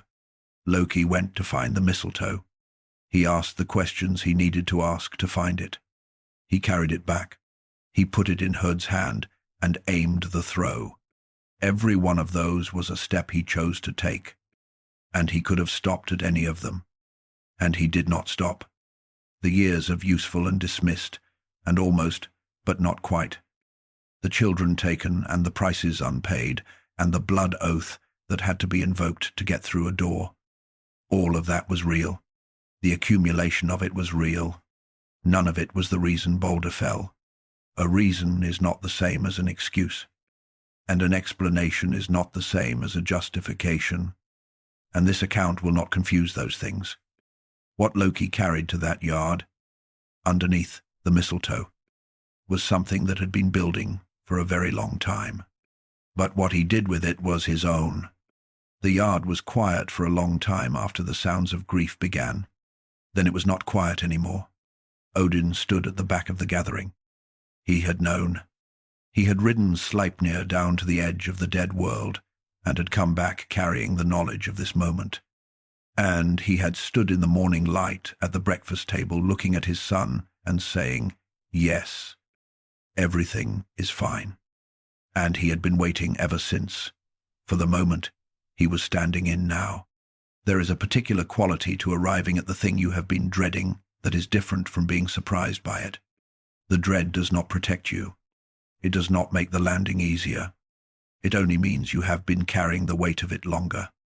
He did not speak. The gods around him were doing what people do in the first minutes of irreversible things, reaching for explanations and actions and the nearest available version of doing something. Because doing something is the mind's way of resisting the understanding that some things cannot be done about. The mistletoe lay on the ground where it had fallen. Innocence does not protect the things we love. Sometimes it only makes us forget to look. They carried Baldr to the sea. The ship waiting for him was called Hringhorni, the largest ship in the 9 worlds, built for something other than ordinary sailing. They prepared it the way a funeral requires preparation, loading it with the objects and offerings that represented what Baldr had been and what was being sent into whatever came next. Nanna was his wife. She was at the shore when they brought his body, and something in her that had been organized around his continued existence came apart in the way that things come apart when the structure they depended on is suddenly absent. She died there. Grief can do that. It is not a metaphor, and it is not weakness. She was placed on the ship beside him. Whatever was coming, they would face it in the same direction. The gods gathered on the shore. A giantess named Hyrrokin had to be summoned to push the ship from shore, because it was too large and too heavy for any of the gods to move. She arrived on a wolf, using vipers for reins, which established what kind of being she was without requiring further explanation. When she pushed the ship, the rollers beneath it caught fire from the force of it, and the earth shook, and the water received it. Thor consecrated the pyre with Mjolnir, the hammer that had come into the world through Loki's transgression and Loki's solution, the weapon that was supposed to be the great instrument of Asgard's safety. In the old traditions, this was what the hammer was for. Not only battle, but the sacred passages, the marking of the thresholds between states of being. Odin placed his ring Draupnir on Baldr's arm before the ship went out, the ring that multiplied itself every 9th night, the treasure that had come into existence through Loki's gambling in the deep forges. He watched it go with his son and said, whatever a father says at the edge of the water when his son is burning and moving away, and there is nothing left to do but watch. The ship went out burning. The fire was visible from every world that could see the sky above Midgard. When the burning was done, and the shore was empty, and the gods had come back from the water, someone asked the question that had to be asked. What if he could come back? A young god named Hermod volunteered to ride down to Helheim. Odin lent him Sleipnir, and Hermod rode the 8-legged grey horse into the dark and kept riding for 9 nights through valleys so deep that he could see nothing but the path ahead, lit by the faint quality of light that Sleipnir carried with him as a past, property of his own nature. He crossed the river Gjoll on its gold-covered bridge and spoke with Modgud, who told him that, yes, Baldr had passed this way, and the sound of his riding had shaken the bridge more than all the armies of the dead combined.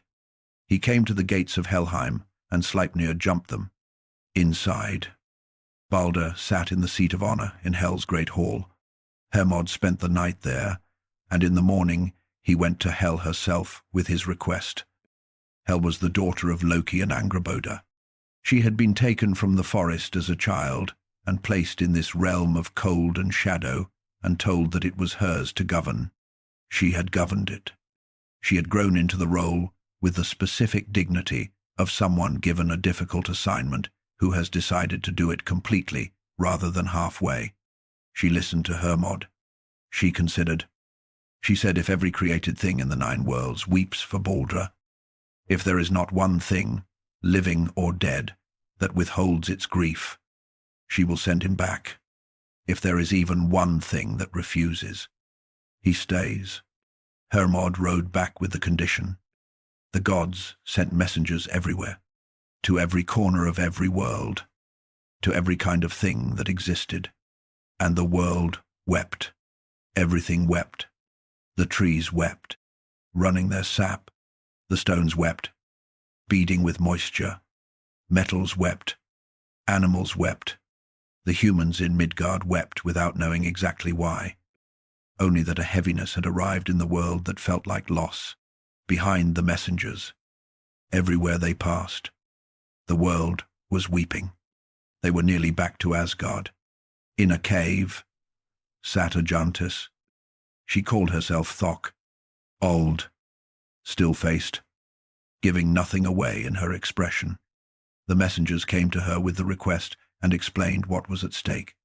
She looked at them and said that Baldr had never done anything for her. Let Hel keep what she had. They argued. They explained again. They told her what it meant. For Baldr, and for Asgard, and for the shape of what was coming. She did not change her answer. In the surviving texts, the name Thok means thanks. And it is not a name in the sense of a name given at birth. It is a word, a cold word. And every version of this story that has come down through the centuries carries the same reading of who was sitting in that cave. Loki. Killing Baldr had been violence. What he did, or did not do, in that cave was something different. Hermod had come with the word of Hel herself. The condition was clear. The path back for Baldr existed and was standing open and required one thing from one person. And he said no. This is the moment the story stops being a tragedy about what happens to people and becomes something colder. A tragedy about what people choose. He had seen the funeral ship go out burning. He had seen Frigg at the shore. He had seen the world weeping for a being it genuinely loved.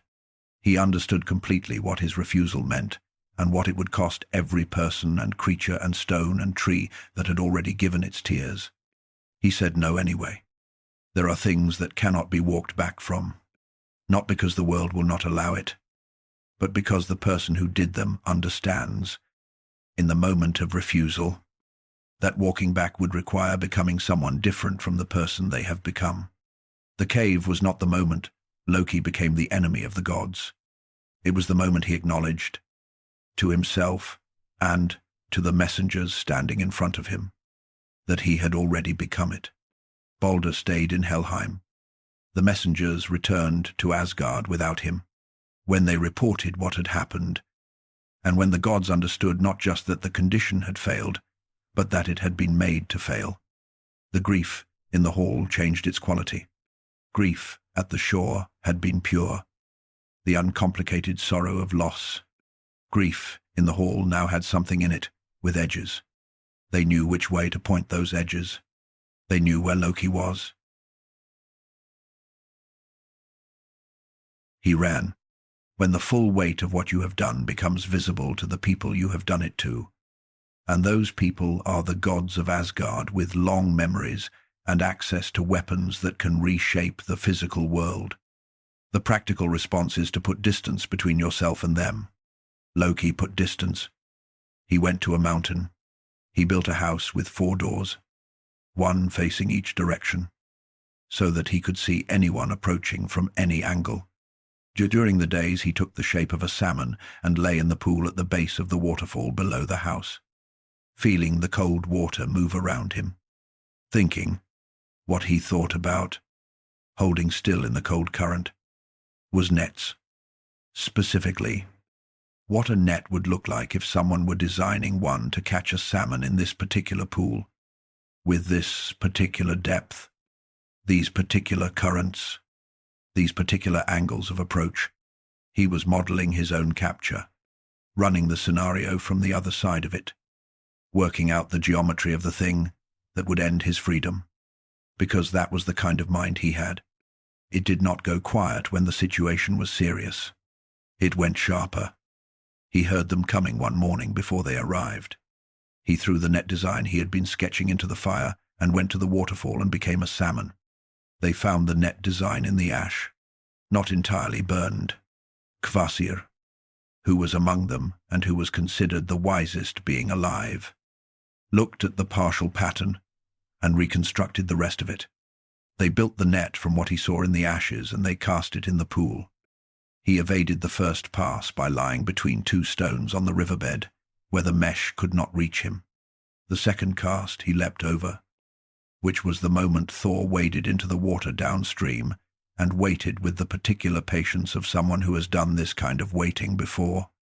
And on the third cast, Loki jumped and Thor caught him in midair.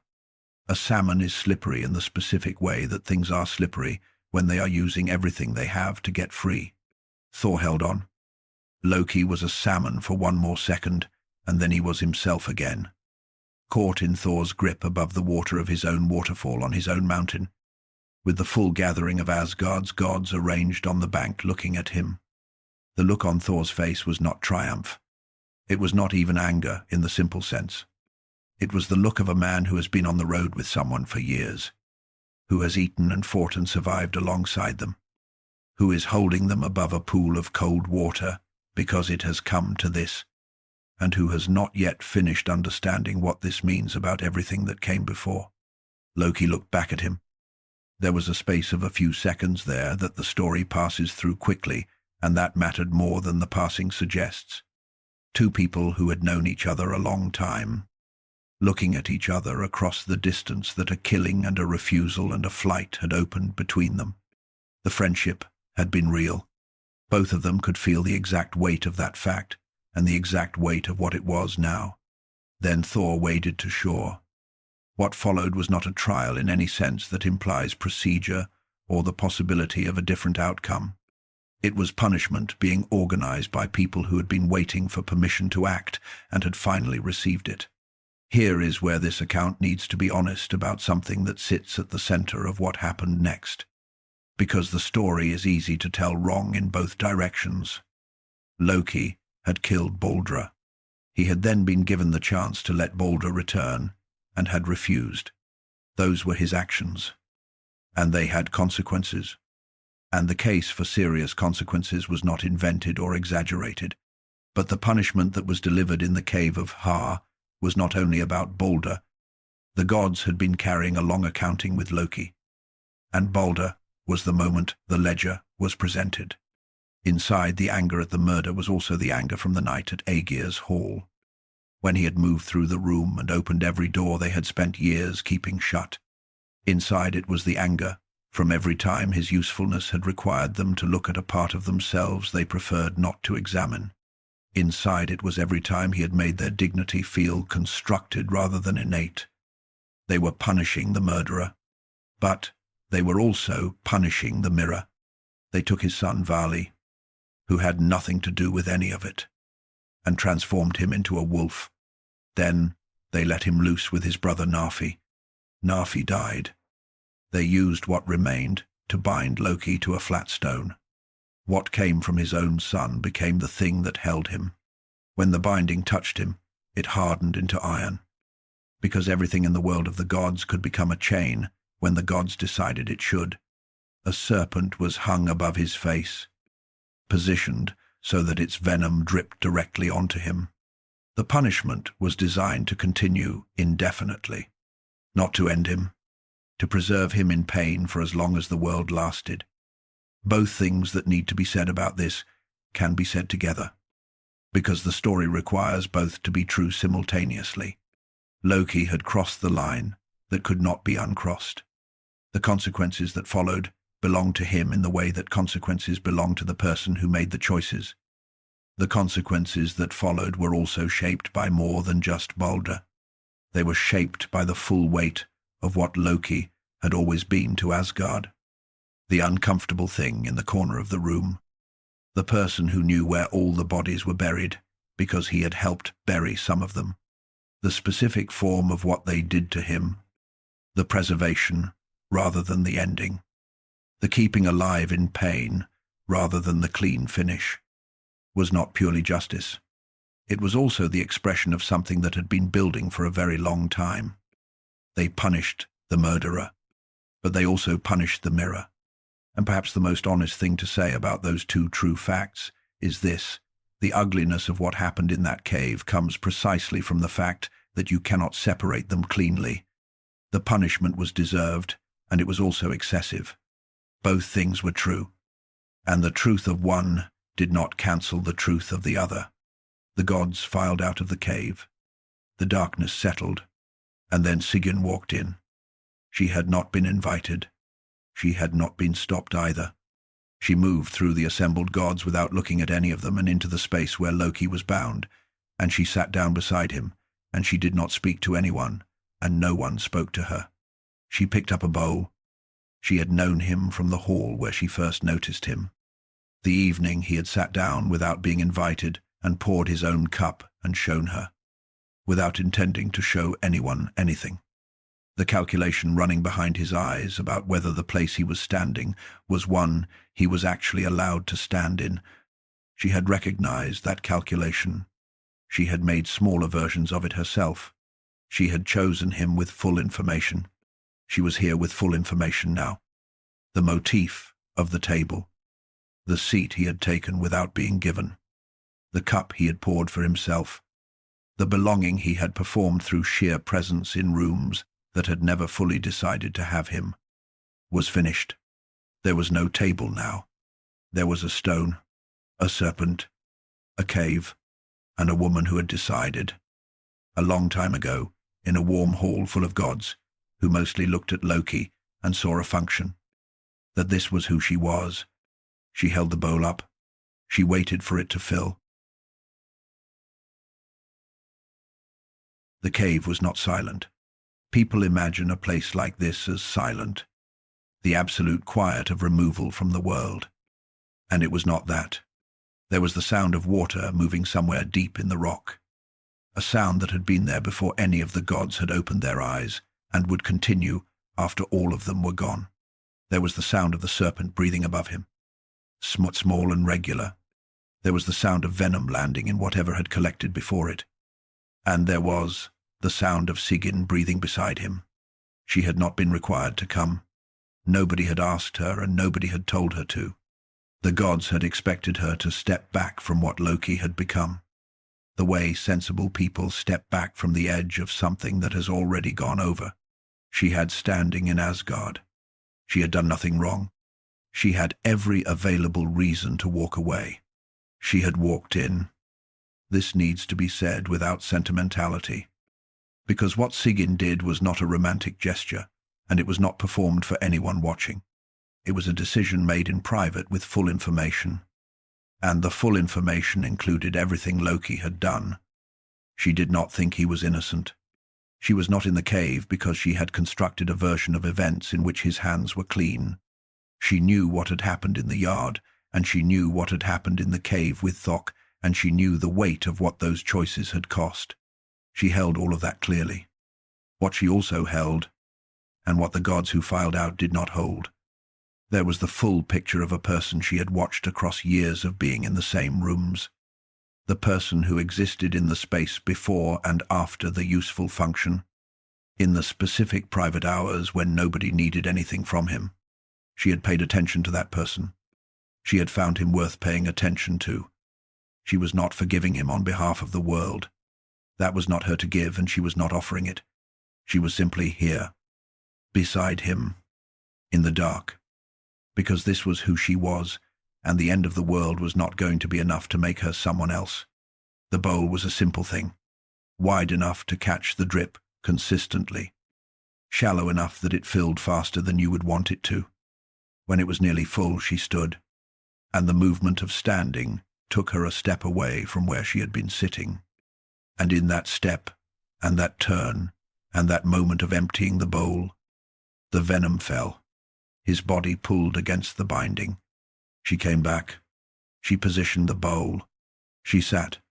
This was the rhythm of the cave. Not hours or seasons or the passage of light across a sky neither of them could see. The filling of the bowl and the emptying and the filling again. The brief gap in coverage. The consequence of the gap. Then the continuation. Outside the cave. Asgard continued. The gods went back to their halls and their tables and the daily work of managing a world. The wall that had been built by a dead giant and Loki's sacrifice stood. Mjolnir stayed in Thor's hand. The ravens brought Odin information from every corner of the 9 worlds, and the information was processed, and decisions were made, and the machinery of divine order moved forward. The machinery moved forward without one of the parts that had kept it running for centuries. The problems that Loki had solved did not stop being problems. The situations requiring someone willing to go into rooms that honor could not enter did not stop arising. The gods handled them now with more force and less ingenuity, with the blunter instruments available when the sharp ones had been removed. Sometimes it worked. Sometimes it did not. Nobody said his name in the halls. This was not a rule anyone made. It was a behavior that emerged the way certain behaviors emerge when everyone in a group agrees on something without the agreement needing to be spoken. He had been at the table for so long, had been the answer to so many questions. And now he was in a cave beneath the world, and his name was the name of the man who killed Baldr. And the table continued, and his name did not come up. In the cave, the bowl filled. Sigyn emptied it. The serpent dripped in the moment between. What Loki thought about in those long hours is not something the old stories report directly. What can be said is this: a mind that had always been the most active in any room it occupied, left now, with nothing but rock and water sounds, and the rhythm of the bowl, was not going to go quiet. It was going to go deep. He had been many things in Asgard. Useful, dangerous, necessary. The one who solved problems, and the one who created them. The one who sat at the table without quite belonging there. In the cave, he was none of those things in relation to Asgard anymore. He was only himself, in the dark, with a woman who had chosen to be beside him, and the long work of understanding what all of it had been. The understanding was not comfortable, but it was, in its way, complete. There is a weight that a person carries when they have spent a long time trying to belong to a place that has never fully decided to have them. The weight of almost belonging. The weight of performing the version of yourself that fits inside someone else's requirements. The weight of maintaining hope for something the evidence had been arguing against for a very long time. In the cave, with no performance required, because there was no audience left that he owed a performance to. That weight had nowhere to go but down. It went down. He lay in the dark, and the world above him continued, and the gap came, and the gap passed, and the bowl filled, and Sigyn stood and turned and came back. And this was what time was. He lay in the dark. He waited. The waiting was not nothing. It was the most active thing he had ever done. There is a version of Sigyn that gets told sometimes, and it is not an unkind version, but it is incomplete. In that version she exists to demonstrate loyalty. She sits in the cave. She holds the bowl. She is the image of devotion at its most elemental, reduced to a single repeated action that illustrates something about love or faithfulness or the endurance of women who love difficult men. Her inner life is not the point of the story in that version, because the story only needs the image. This account wants more than that. She had known Loki for a long time before the cave. She had known him in the hall where she first noticed him. The evening he walked in without an invitation and sat down without a hesitation and showed her, without meaning to show anyone anything. The quiet calculation running behind his eyes about whether the place he was standing was one he was actually allowed to be in. She had recognized that calculation. She had spent enough of her own life making smaller versions of it, in lower stakes rooms, with less at risk. But the shape of it was familiar. The assessment of whether the welcome being extended to you was real or conditional, whether you could settle into a place or whether settling would turn out to be the mistake. She had recognized it in him, and the recognition had been the beginning of paying attention. She had paid attention across years.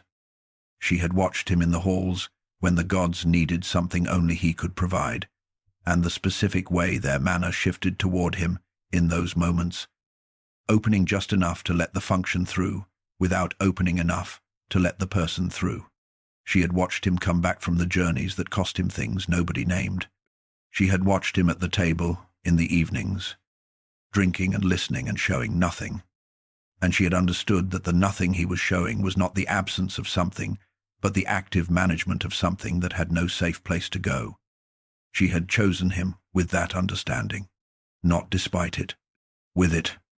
This is the thing about Sigyn that gets lost when she is described primarily as the woman who held the bowl. She was not naive. She was not a person who loved without seeing clearly. She had looked at the full picture of who he was, the sharpness and the recklessness and the genius for finding the crack in every system and the thing in him that could not stop at the edge of a line once he had found it. And she had decided that the whole of him was worth her whole self in return. That decision preceded the cave by years. She was not in the cave because she had calculated that it was the right thing to do, or because she expected something in return, or because she believed that her presence would change the outcome. She was there because she had made a decision about who she was, and the end of the world was not going to be enough to make her someone different. The bowl was heavy in the specific way that simple objects become heavy over time. Not in the object itself, but in the body that holds it. The repeated motion wearing into muscle and bone until the angle of wrist and elbow adjusted without thinking to accommodate the familiar weight. She thought about the first time she had noticed him, the specific quality of that evening, the firelight and the warm smell of the hall and the way he had walked in and taken up space without being given it.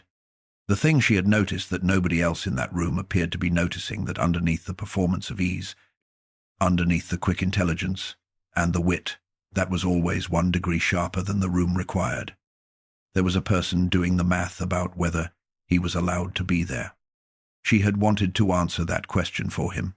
She had not known, at the time, that it was not a question anyone else could answer, that he would need to reach that answer on his own, and that the road to it would go through exactly the places it had gone. She did not talk to him constantly in the cave. Some of what happened between them was silence. The shared quiet of 2 people who have been in each other's company long enough that silence does not require filling. But sometimes she talked about small things, the weather above, the way the road had looked when she came in, a bird she had seen on the path to the cave entrance, things that carried the world above into the dark below, not as information, but as sound, as the reminder that the world was still there, and she was still in it, and she was still here. She held no illusions about what her presence accomplished in practical terms. She could not free him. She could not undo what he had done. She could not negotiate with the serpent, or dissolve the binding, or change the terms of a punishment that the full authority of Asgard had decided upon. She could hold a bowl, and the bowl only delayed the consequence of the gap, and even the bowl would eventually break. And she knew all of this. She held it anyway, because this was who she had decided to be, in the long quiet of her own considering, before any of this had happened. Not the person who stayed when it was easy. The person who stayed, the bowl filled. She stood. She turned. She came back. The serpent dripped in the gap. His body remembered. She positioned the bowl and sat, and the rhythm continued, and the dark continued, and the water moved in the rock the way it had moved since before any of the gods had names. Outside the cave, the world continued to look stable. It was not going to look stable for much longer. Time moves differently in a cave beneath the world. Above, the gods of Asgard measured their days by the sun and the seasons and the feast days and the slow accumulation of years that even immortal beings experience as change. Children in Midgard were born and grew and died and went to wherever the dead went. Whole generations passing through the world like weather. The trees that had sworn their oaths to Frigg grew and were felled and grew again. The rivers ran where they had always run. Below, in the cave, there was only the bowl. But here is the thing that Asgard did not fully reckon with when they arranged the punishment. The problem did not go away because it was underground. Loki lay in the dark, and the world above him continued, and nobody said his name in the halls, and the table was set every evening, and life in Asgard had the surface appearance of order. But underneath the surface, in the invisible accounting that every system carries whether it acknowledges the accounting or not, something was building. The problems he had solved did not stop being problems. They accumulated. The situations that had required someone willing to move through the gaps in the official structure were now handled by force alone. And force alone is a tool with a limited range of applications and a tendency to create as many problems as it resolves. Small frictions that Loki would have navigated sideways were met directly and became larger frictions. Alliances that would have been maintained through the kind of flexible intelligence that was no longer available became more brittle. Nobody named this. Nobody stood in the hall of Odin and said that the absence of Loki was making things harder. The absence had been the goal. The goal was accomplished. What was accumulating in the gap the absence left was not a fact anyone was prepared to discuss. On the island of Lyngvi, Fenrir was still. Not because he had accepted his binding, because patience is a different thing from acceptance. And Fenrir had time in quantities that made patience not a virtue, but simply the condition of existence. Every day he lay on that island was a day added to an account that would eventually be settled. The silk ribbon held. The sword in his jaws held his mouth open toward a sky he could not see clearly. He did not plan. He accumulated, the way water accumulates behind a dam, not with intention, but with the blind persistence of pressure that has nowhere else to go. In the ocean, Jormungandr had grown. The ocean was still large enough to hold him, not by the margin it had once held him. The circle he made around Midgard was tighter. When he shifted, which was rare and slow, the currents changed in ways that sailors noticed and adjusted for and explained with the language available to them. They did not know the explanation was something older and larger than weather. In Helheim, Hel governed her realm. She had always governed it.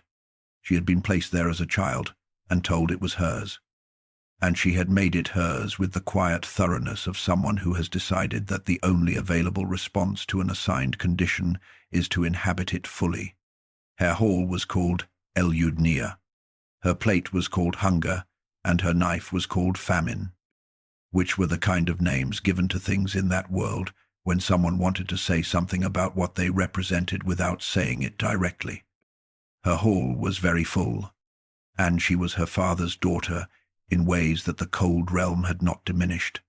In the cave, the bowl continued its rhythm, but something was changing even in the cave.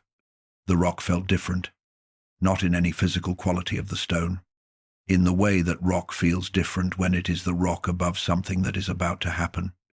The way the ground feels different before a storm that is still hours away, but that the body already knows is coming. Loki had been in the dark for a very long time. Long enough that the question of what he would do when the dark ended had passed through every version of itself. He had thought about Asgard from every angle available to him in the cave. He had thought about the long performance of almost belonging. The years of sitting at the table without being quite at the table. The costs paid without ceremony. The names that went unasked. He had thought about his children. The three placed in the positions the prophecy required. And Nafi, used as material for his punishment. He had thought about Sleipnir, handed to Odin on a cold morning with no ceremony at all. He had thought about what he had done at the yard and in the cave with the messengers. He had thought about that clearly and without the softening that hope used to provide, not looking for justifications, looking at the shape of it as it actually was, and underneath all of it, in the long examining that the dark allowed, the weight he had been carrying had begun to change form, not the weight of what he had done. That was still there and would remain. The other weight, the one he had been carrying longer, the weight of almost belonging, of performing the version of himself that fit inside Asgard's requirements, of maintaining, year after year, the hope that the table would eventually fully have him. That weight had nowhere left to go but down. It had been going down for a long time. Then the first winter came and did not leave. Above the cave, the sky changed. The sun moved through it on its usual path, but something in the quality of the light was different, thinner, as if the warmth had been taken out of it, and what remained was only the appearance of light, without its effect. The cold arrived in the late autumn, and the cold did not lift when the season was supposed to turn. A second winter came on top of the first. This is what Fimbul winter was. 3 winters without summers between them. The world settling into a cold that had the quality of a condition rather than a season. A permanent state rather than something passing through. In Midgard, the humans felt it first and most directly. Crops failed. Animals died. The specific mathematics of survival that communities have always had to calculate in bad seasons became the only mathematics available. And when survival becomes the primary organizing principle, the structures built for better conditions reveal what they are actually made of. Families turned against each other. This was the detail that the old texts preserved as the signature of Fimbulwinter. And they were right to preserve it. The end of the world does not begin with fire and monsters. It begins with the end of the agreements that hold people together. The small daily decisions to keep faith with each other that become impossible when keeping faith costs more than survival allows. When those agreements fail, everything built on top of them fails with them. Brothers raised weapons against brothers. In Jotunheim, the giants felt the change in the temperature of events with the instinct of beings who had been waiting across a very long time for exactly this kind of change. The wall still stood. The visible apparatus of Asgard's power was intact. But the invisible apparatus, the sense of permanence that had made challenging Asgard seem not worth the cost, was shifting in a way that the giants' long memories recognized. On Lyngvi, Fenrir tested the ribbon. He had not done this in a long time. He had been still, accumulating, and the ribbon had been still, holding. Now, something in the quality of the world that the ribbon was embedded in had changed. And the testing was a natural response to that change. The ribbon held, but Gleipnir had been made from things that did not exist. And things that do not exist are vulnerable to the dissolution of the world that gave them their context. A silk made from the breath of a fish and the roots of a mountain exists in a different way than iron exists. It depends on the stability of the system that allowed its impossible ingredients to be gathered. The system was no longer stable. On the island, the wolf tested the ribbon again. In the ocean, the serpent shifted. In Helheim, the dead continued to arrive, and the hall continued to fill, and the woman who governed it continued to watch the arrivals with the patient attention of someone who knows that the number in the hall is approaching a number that matters. In the cave, the bowl filled. Sigyn stood. She turned. She emptied it. She came back. The gap happened. His body remembered. She positioned the bowl and sat. But beneath the stone, he lay on. Beneath the cave. Beneath the roots of Yggdrasil, pressing deep into the world.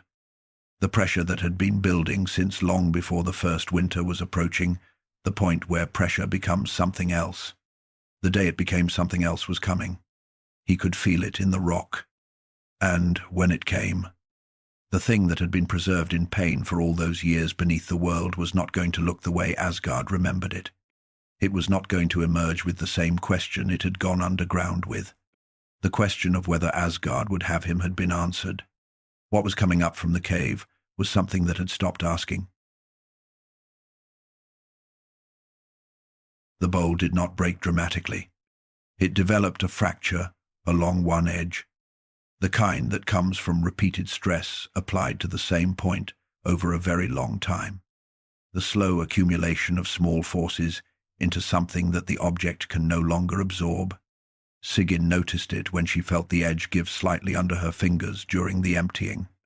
The hairline separation of material that had been whole for longer than she could account for. She held the fractured bowl more carefully after that. She adjusted her grip to support the weakened edge, and the holding required more of her attention than it had before because the margin had narrowed. She held it anyway, because holding a broken thing carefully is still holding it. And what she had were her hands and the bowl and the decision she had made a long time ago in a warm hall that had nothing to do with caves. The cold above had become the cold of Fimbulwinter, fully arrived. Not a season anymore, but a condition. through the rock, through the earth, through the deep roots of the world tree, pressing down into the places beneath places. Even in the cave, the change was perceptible, not as temperature. The cave had always been cold in its own absolute way. As pressure, the specific quality of air in a place where the world above is under the kind of stress that changes the character of things at their foundation. He had been feeling it for some time. The binding had not weakened the way physical restraints weaken, through rust or wear or the slow degradation of material. What had been made from things that do not exist cannot be worn down by things that do. The ribbon that had held Fenrir, Gleipnir's cousin in craft, if not in substance. The thing woven from nothing to be unbreakable by force, held the way it had always held. What changed was not the binding. What changed was the world the binding was embedded in. The accord that the binding represented, the arrangement by which Asgard had decided that this particular problem could be managed by preservation, depended on a world stable enough to maintain arrangements. The world was no longer that. The agreements between living things that made certain impossibilities possible were dissolving with the same gradual certainty that the agreements between human beings had dissolved in Midgard's long cold. Fimbulwinter did not only kill crops. It unknit the invisible stitching that held the fabric of divine arrangements together. He felt the shift, the way you feel a door open in a sealed room, not by seeing it, and not by feeling wind, exactly, but by the change in pressure that tells you something sealed is no longer sealed. He lay still with that feeling for a time. He had done a great deal of thinking in the cave. He had thought about Asgard and about the long life he had lived in and around it, about what it had cost and what it had given, and about the specific quality of the desire to belong to a place that had never fully decided you belonged there. He had thought about the table and the cup he had poured for himself, and the evenings he had sat in rooms that tolerated his presence because they needed his function. And he had thought about those evenings without the softening of hope that had colored them at the time. He had thought about Baldr. He had thought about the yard and the mistletoe and the cave with the messengers and the word no. He had looked at those things in the dark with the clarity that the dark produces, the particular sharpness that comes when there is nothing else available and the mind has no choice but to examine what is actually there. He had not arrived at justifications. He had arrived at understanding, which is a different thing and in some ways harder to live with, because understanding does not make things easier. It only makes them fully visible. He was not going to go back to the table. This was not a decision he was making in the moment of breaking free. It had been made in the cave, slowly, over the long working hours of a mind that finally had the space and the silence to be honest with itself. The table was the place where he had tried to perform the version of himself that Asgard could accept, and the performance had run its full length. And what it had produced at the end of it was the yard and the cave and the stone he was lying on. He was not going back. He tested the binding. It gave.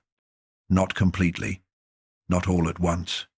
It gave in the incremental way of something that has been maintaining itself against forces that have been building longer than the structure was designed to accommodate. The world that had made it possible was dissolving, and what had been made from impossible ingredients in an impossible process was dissolving with it. He was free. Sigyn was beside him. She had not been sleeping, or had been sleeping in the way of someone who has learned to maintain a kind of watchful rest, aware of changes without being fully awake to them. She was present to what was happening with the complete attention of someone who has decided that presence is the one thing she can offer and therefore offers it without reservation. He sat up, slowly. The body remembers lying down when it has been lying down for a very long time, and the act of becoming vertical again is its own kind of negotiation. He sat up, and the cave was dark, the way it had always been dark, and the serpent above him was still, because the thing it had been placed there to do was no longer happening. And the rock was the rock it had always been. He looked at Sigyn. In the dark he could not see her clearly. He did not need to. He had been aware of her in the cave, the way you are aware of the one consistent thing in an environment that has no other variation, had mapped her presence with the attention of someone for whom that presence was the only warm thing available. And he knew exactly where she was and how she was sitting and the weight of the bowl in her hands. He said her name. She said his. What passed between them in the cave, in the first minutes after the binding dissolved, is not something that belongs in this account's telling. What can be said is that they spoke to each other in the ordinary way that two people speak when they are still themselves and still together, and both of them understand that what comes next is going to make everything that is currently the case into a past that cannot be recovered. He stood. His body remembered standing the way bodies remember things they have not done in a very long time, with the resistance of muscles and bones that have been in one position long enough that a different position feels like a challenge. He stood anyway. He did not look toward Asgard. This is the detail that mattered most in the moment. And it was not a conscious, dramatic gesture, and it was not performed for anyone watching. It was simply true. The part of him that had always oriented toward Asgard, that had always been calculating its position relative to the halls and the table, and the place where belonging was theoretically available, was gone, not suppressed, not decided against, gone, the way things go that have been honestly examined for long enough to be seen for what they actually were. The space where that orientation had been was empty. The emptiness did not feel like loss. It felt like weather clearing after a very long storm. Sigyn walked with him to the edge of the cave, to the place where the interior dark met the lesser dark of the tunnel that led upward. She stopped there. He stopped. He looked at her for a long time. The cave had taken from both of them and given to both of them in the specific way that long, dark places take and give. And what was in the looking had the clarity of two people who have been honest with each other in conditions that did not permit anything less. Then he turned and went up. She stood at the edge of the cave and watched him go until the tunnel took him from her sight. Outside, the world was grey and cold, and moving toward its conclusion with the momentum of something that has been decided from a long way back. The sky was Fimbulwinter sky, the sky of a world that has entered its final chapter. The trees stood in the cold. The ground was hard. He walked toward the shore where Naglfar was being made ready.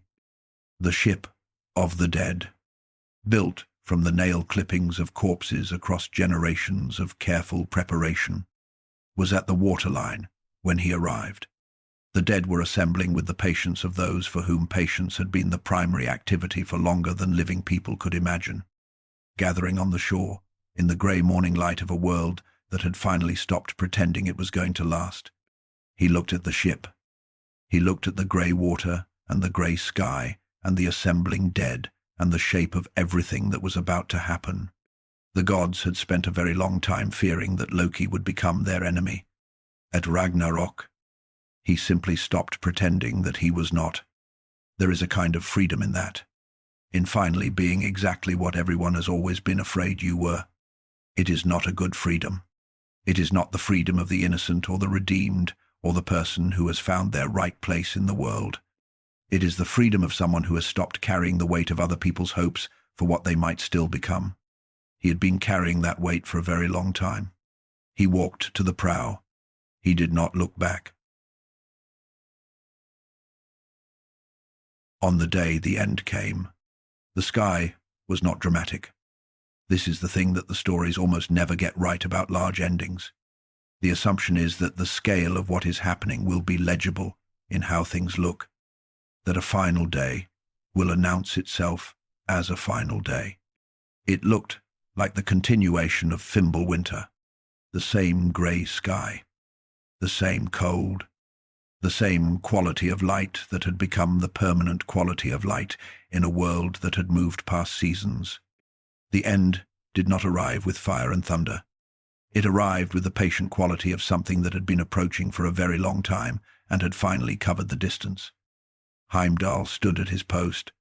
He had always stood at his post. This was the definition of Heimdall in a way that was not metaphor.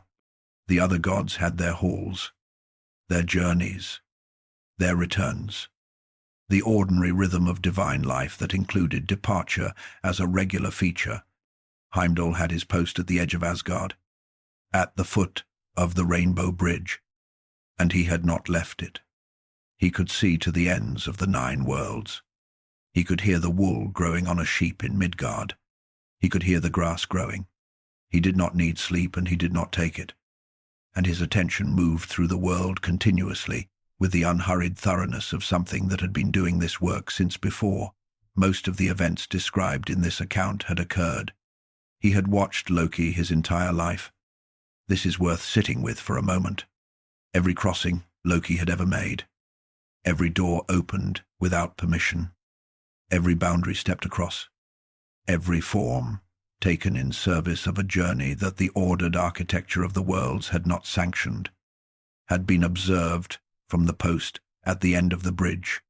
Heimdall had watched him in the halls and on the roads and in the forest the night he went in as a man and came back carrying a foal. He had watched Aegir's hall and the yard and the cave with the messengers. He had watched the binding and the years below, and the morning the binding dissolved. He had watched all of it from the post he never left.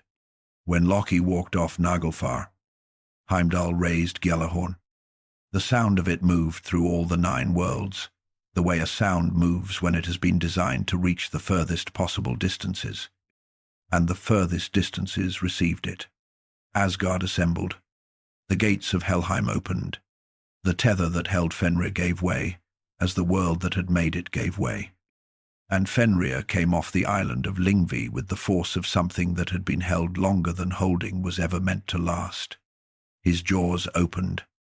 The old texts said his upper jaw scraped the sky, and his lower jaw dragged the earth, and there was no description available in the language of the 9 worlds for the scale of what was moving. This is the description of something so large that language itself has to reach past its own boundaries to point at it. Jormungandr released his tail and rose from the ocean. He had been in that ocean since before most of the gods could remember a world without him circling it, placed there as a child that the prophecy had marked. And now the ocean came with him as he surfaced, displaced by the mass of something that the ocean had been containing against its own nature for longer than oceans should be asked to contain anything. The air above the water turned to poison. Thor went to meet him, because Thor always went to meet the largest version of the immediate problem. And the serpent who circled Midgard was the largest version of the immediate problem. They had met once before, in Utgard, when Loki had guided the blind god's hand, and Thor had strained to lift what he thought was a cat and had not understood, at the time, what he was lifting. Now there was no illusion between them. Thor with Mjolnir and everything he had ever been. Jormungandr with the coiled force of an animal that had been building pressure since the day he was thrown into cold water as a child that nobody had let grow up. The battlefield was everything the prophecies had described, and the noise of it filled the available air. Loki came ashore from Naglfar. He came without the quality he had carried in the old days. The running calculation of how he was being perceived. The awareness of the gap between the version of himself he was presenting and the version underneath. There was none of that. He moved with the simplicity of someone who has arrived at a place where simplicity is the only thing left, where the performance that had been running for centuries had finally, completely, stopped. He looked for Heimdall. Heimdall had already found him. That was the nature of Heimdall's gift. You did not arrive anywhere that Heimdall was not already watching before you knew you were going there. He had located Loki the moment Loki stepped off the ship, had been watching the path between the ship and the place where they were going to meet since before Loki started walking it. They faced each other. Around them, Ragnarok continued in the way it continued. Surt moved through the worlds with fire that was brighter than the sun. The wolf moved, with his jaw open. The dead from Helheim moved in the formation of people who have been waiting a very long time and are done waiting. The air was full of the sound of it. Loki looked at Heimdall, and Heimdall looked at Loki. Here is what was between them. Heimdall had watched every door Loki ever opened without permission, every form he had taken in service of a crossing. Every time he had stepped through the boundary between what was permitted and what was not, moving through the gaps in the ordered world with the ease of someone who had always understood that the gaps were where he actually lived. Heimdall had seen all of it from the post he never left.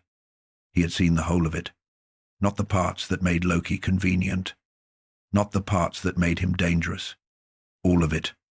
From the first evening in the hall with the uninvited cup, to the cave beneath the world, to this shore, on the last morning of everything. Loki looked at the face of the one who had watched all of it, and felt, for a moment, the specific quality of being fully known, not forgiven, not understood in the way that understanding implies agreement.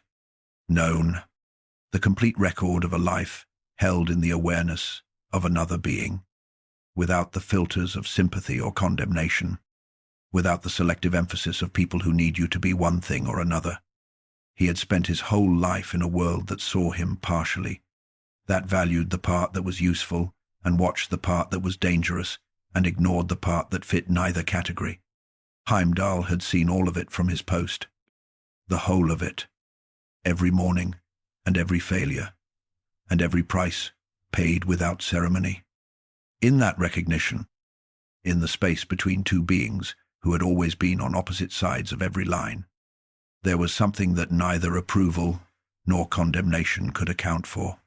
Then they moved toward each other. What happened between them was not a long fight. The battles of Ragnarok were not the battles of the old adventures with their careful structure and their identifiable turning points. They were the battles of an ending, massive and mutual, and moving toward a conclusion that both sides had known long before the day arrived. He had spent his entire life crossing lines. Every line he had ever found he had crossed, had made a practice of it, had built the whole shape of himself around the ability to step over whatever the ordered world placed in his path. The gates of Asgard, the boundaries between worlds, the line between helper and destroyer, the threshold between belonging and not belonging. All of them crossed. None of them held him for long. Heimdall had spent his life at the gate, had stood at the single post assigned to him, and had not left it. He had maintained his watch through everything that the 9 worlds had produced in all the years between the first morning and this one, every departure and every return, every border patrolled, every threat assessed. The absolute fidelity of someone who had decided that fidelity was the whole of what they were, the Gatekeeper, and the one who never stopped crossing gates. They destroyed each other. The old texts record this in a few words, and a few words are sufficient because the fact of it is complete without elaboration. They came together on the field at Ragnarok, and each of them was the other's ending, and both of them understood this before it happened, and they came to it anyway, because coming to the unavoidable thing is the only form of courage that unavoidable things allow. They fell. Around them, Ragnarok continued and completed itself in the way the prophecies had said it would. Surt's fire moved through Asgard. The great hall burned. The wall that had been built by a dead giant and a living trick. The wall whose construction had cost Loki, his body, and his son, and a season in a form not his own, went down in fire that did not distinguish between what deserved to burn and what did not. The table burned. The bench where Odin had sat with his ravens and his one eye, and his long, patient knowledge of how this ended. The place at the table where Loki had sat without being invited, pouring his own cup, in the years before the cave. All of it burned. The sea rose over the ruins. For a time there was nothing. Then the earth rose again from the water, green and new, with waterfalls running clean and fields already growing without being planted. The world beginning again, with the quality of something that has been entirely cleared. Baldr came back. He came up from Helheim with the ending of the thing that had held him there. And he came into the new world with the quality that had always been his, the capacity to make a room feel less heavy. The new world was smaller and quieter and held its history lightly. Loki was not in it. He had crossed every gate they built, and at the end, the gate itself had come to meet him.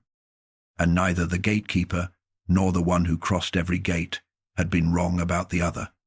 Neither had ever been. The gates were gone. There was nothing left to keep apart. The new world rose from the water, and the sun came out, and the fields grew, and somewhere in the composition of the new earth, in the temperature of the water, and the quality of the light on a clear morning, the history of what had come before was present without being visible. The world did not remember him by name. It remembered him the way new things carry in their material the history of the old things they came from, invisibly, without acknowledgement, in the way that ground remembers what has been buried in it, even after the burial is too old to trace. There is a name that has been spoken continuously for more than 1,000 years, not whispered in temples or preserved in liturgy or maintained by a religious tradition that kept the flame deliberately burning, spoken the way names stay alive when they carry something that people keep needing to point at, something that does not have a more precise word, and so the old name continues to serve. His name was Loki. You know it. The fact that you know it is the first part of the answer to the question. This account has been building toward why. Of all the figures in all the mythologies that human beings have produced across the span of recorded time, does this particular one keep surviving? The practical answer is the obvious one. A specific actor in a series of enormously successful films gave him a face and a voice and a story arc that reached people who would not otherwise have encountered Norse mythology. And those people numbered in the hundreds of millions across more than a decade. That version of Loki exists, and it is not nothing. It contains real elements of the original, the intelligence and the wit, and the fundamental instability of a being who cannot be placed cleanly in any single category. But that version of Loki ends differently than this one. It ends with redemption, with sacrifice and with love and with the specific emotional resolution of a character who found, at the end, the belonging that had been withheld from him. It is a satisfying ending in the way that satisfying endings work, because it gives the people watching what they came hoping for. The Loki of the old stories does not get that ending. He leads the dead against the gods. He kills and is killed by the one who watched him across his whole life. He does not return in the world that comes after. The earth rises from the ocean and the fields grow, and Baldr comes back, and the surviving gods find each other, and the new world begins. And his name is not in it. This is the ending that has been preserved in the texts that survived 1,000 years of copying and translating and retelling.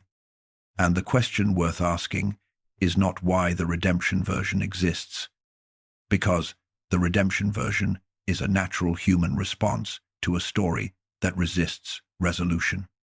But why the original version has never been fully replaced by it. Why does the unredeemed Loki persist? Because he asks a question that the redeemed version cannot ask. The question is not whether he was good or bad. That framing is the simplification, the reduction of a complex thing into a manageable shape. And the reduction loses exactly what makes the story valuable. The question is what happens when a community needs someone, uses them, is made uncomfortable by them, grows afraid of them, and finally breaks them. And what the person who was needed and used and feared and broken becomes as a result of all of that, and who, in the end, is accountable for what that becoming produced. The myth does not answer this question. It has never answered it. It holds it open, which is a different thing and a harder thing, because open questions require you to do something that closed questions do not. They require you to sit with the discomfort of not knowing, to hold two true things simultaneously without the relief of one cancelling the other. Loki deserved the consequences of what he did, and the specific shape of what he did was produced, at least in part, by the specific shape of what was done to him. Both of these things are true. Neither of them erases the other. That is not a comfortable place to stand. It is, however, an accurate one. The scholar who wrote down the main body of what we have of Norse mythology was a man named Snorri Sturluson, working in Iceland in the early 13th century, more than 200 years after Iceland's conversion to Christianity. He was writing down the stories of a religion no longer practiced, preserving them with the care of someone who understood that the things he was recording were important, even if he could not fully explain why they should be important to a Christian man in a Christian country, writing about the gods of his pre-Christian ancestors. What he wrote has been read continuously in the roughly 800 years since he wrote it. Loki is in almost every significant story Snorri recorded. Not because Loki was the most powerful figure in the mythology. He was not. Not because he was the most admired. He was not that either. He was in the stories because the stories needed him. Because the situations they described required a figure who could operate in the gaps that the other figures could not occupy. A mythology with only clean heroes and clear monsters would have been a mythology too simple to describe the world it was trying to make sense of. The Norse world was not a simple world. It was a world of long winters and uncertain harvests, and the sea that gave and took in the same motion. A world where the margin between survival and catastrophe was narrow enough that the gods who were supposed to protect you looked, from certain angles, like they might not always be enough. A world that needed its stories to have room in them for figures who understood that the ordered version of things was not the only version, that the gaps in the system were real, that someone had to be willing to go into them. Loki went into them. He also went too far. The myth does not let you forget either of those things. There are people in ordinary life who carry some version of this configuration, people whose intelligence or position or difference from the expected norm makes them useful in the ways that Loki was useful and excluded in the ways that Loki was excluded. People who solve the problems that the official system cannot solve through its official mechanisms, who go into the rooms that honor cannot enter, who come back with what was needed and receive in return the specific half-recognition that useful outsiders receive. The acknowledgement of the function without the acknowledgement of the person. Some of those people find ways to hold that position across a lifetime without it becoming something catastrophic. Some do not. The mythology does not pretend the difference between those outcomes is simple or that it reduces to a matter of individual virtue. It shows you the whole shape of how Asgard and Loki made each other into the things they became at the end. And it does not assign clean blame. And it does not offer a clean resolution. And it has been surviving for more than 1,000 years on the strength of exactly that refusal. Hercules kept walking after the worst thing he ever did. That is one answer to the question of how a person continues. It is the answer the story of Hercules provides. And it is a real answer. And it has given something true to everyone who has ever needed it. Loki stopped walking toward the table. That is a different answer to a different version of the same question. Not the question of how you continue after the worst thing you have done, but the question of what happens when continuing requires you to keep performing a belonging that was never fully real. When the cost of maintaining the performance finally exceeds what any person can pay, the myth does not say this was right. It says it happened, and it shows what it produced, and it leaves the accounting to you. That is why we still say his name. He sat at their table without being invited and poured his own cup and stayed until the staying was no longer something he could do. He crossed every gate they built. He was the god who never belonged. And the world he tried to belong to burned at the end of everything. And his name outlasted it. We say it because the question it carries is not a question from 1,000 years ago. It is a question from this morning. What do we do with the people we need and cannot fully accept? What do we owe them? What do they become? What does the community that produces them owe to the accounting for what it produced? The myth leaves the question alive. It always has. It is still alive now, right where it has always been.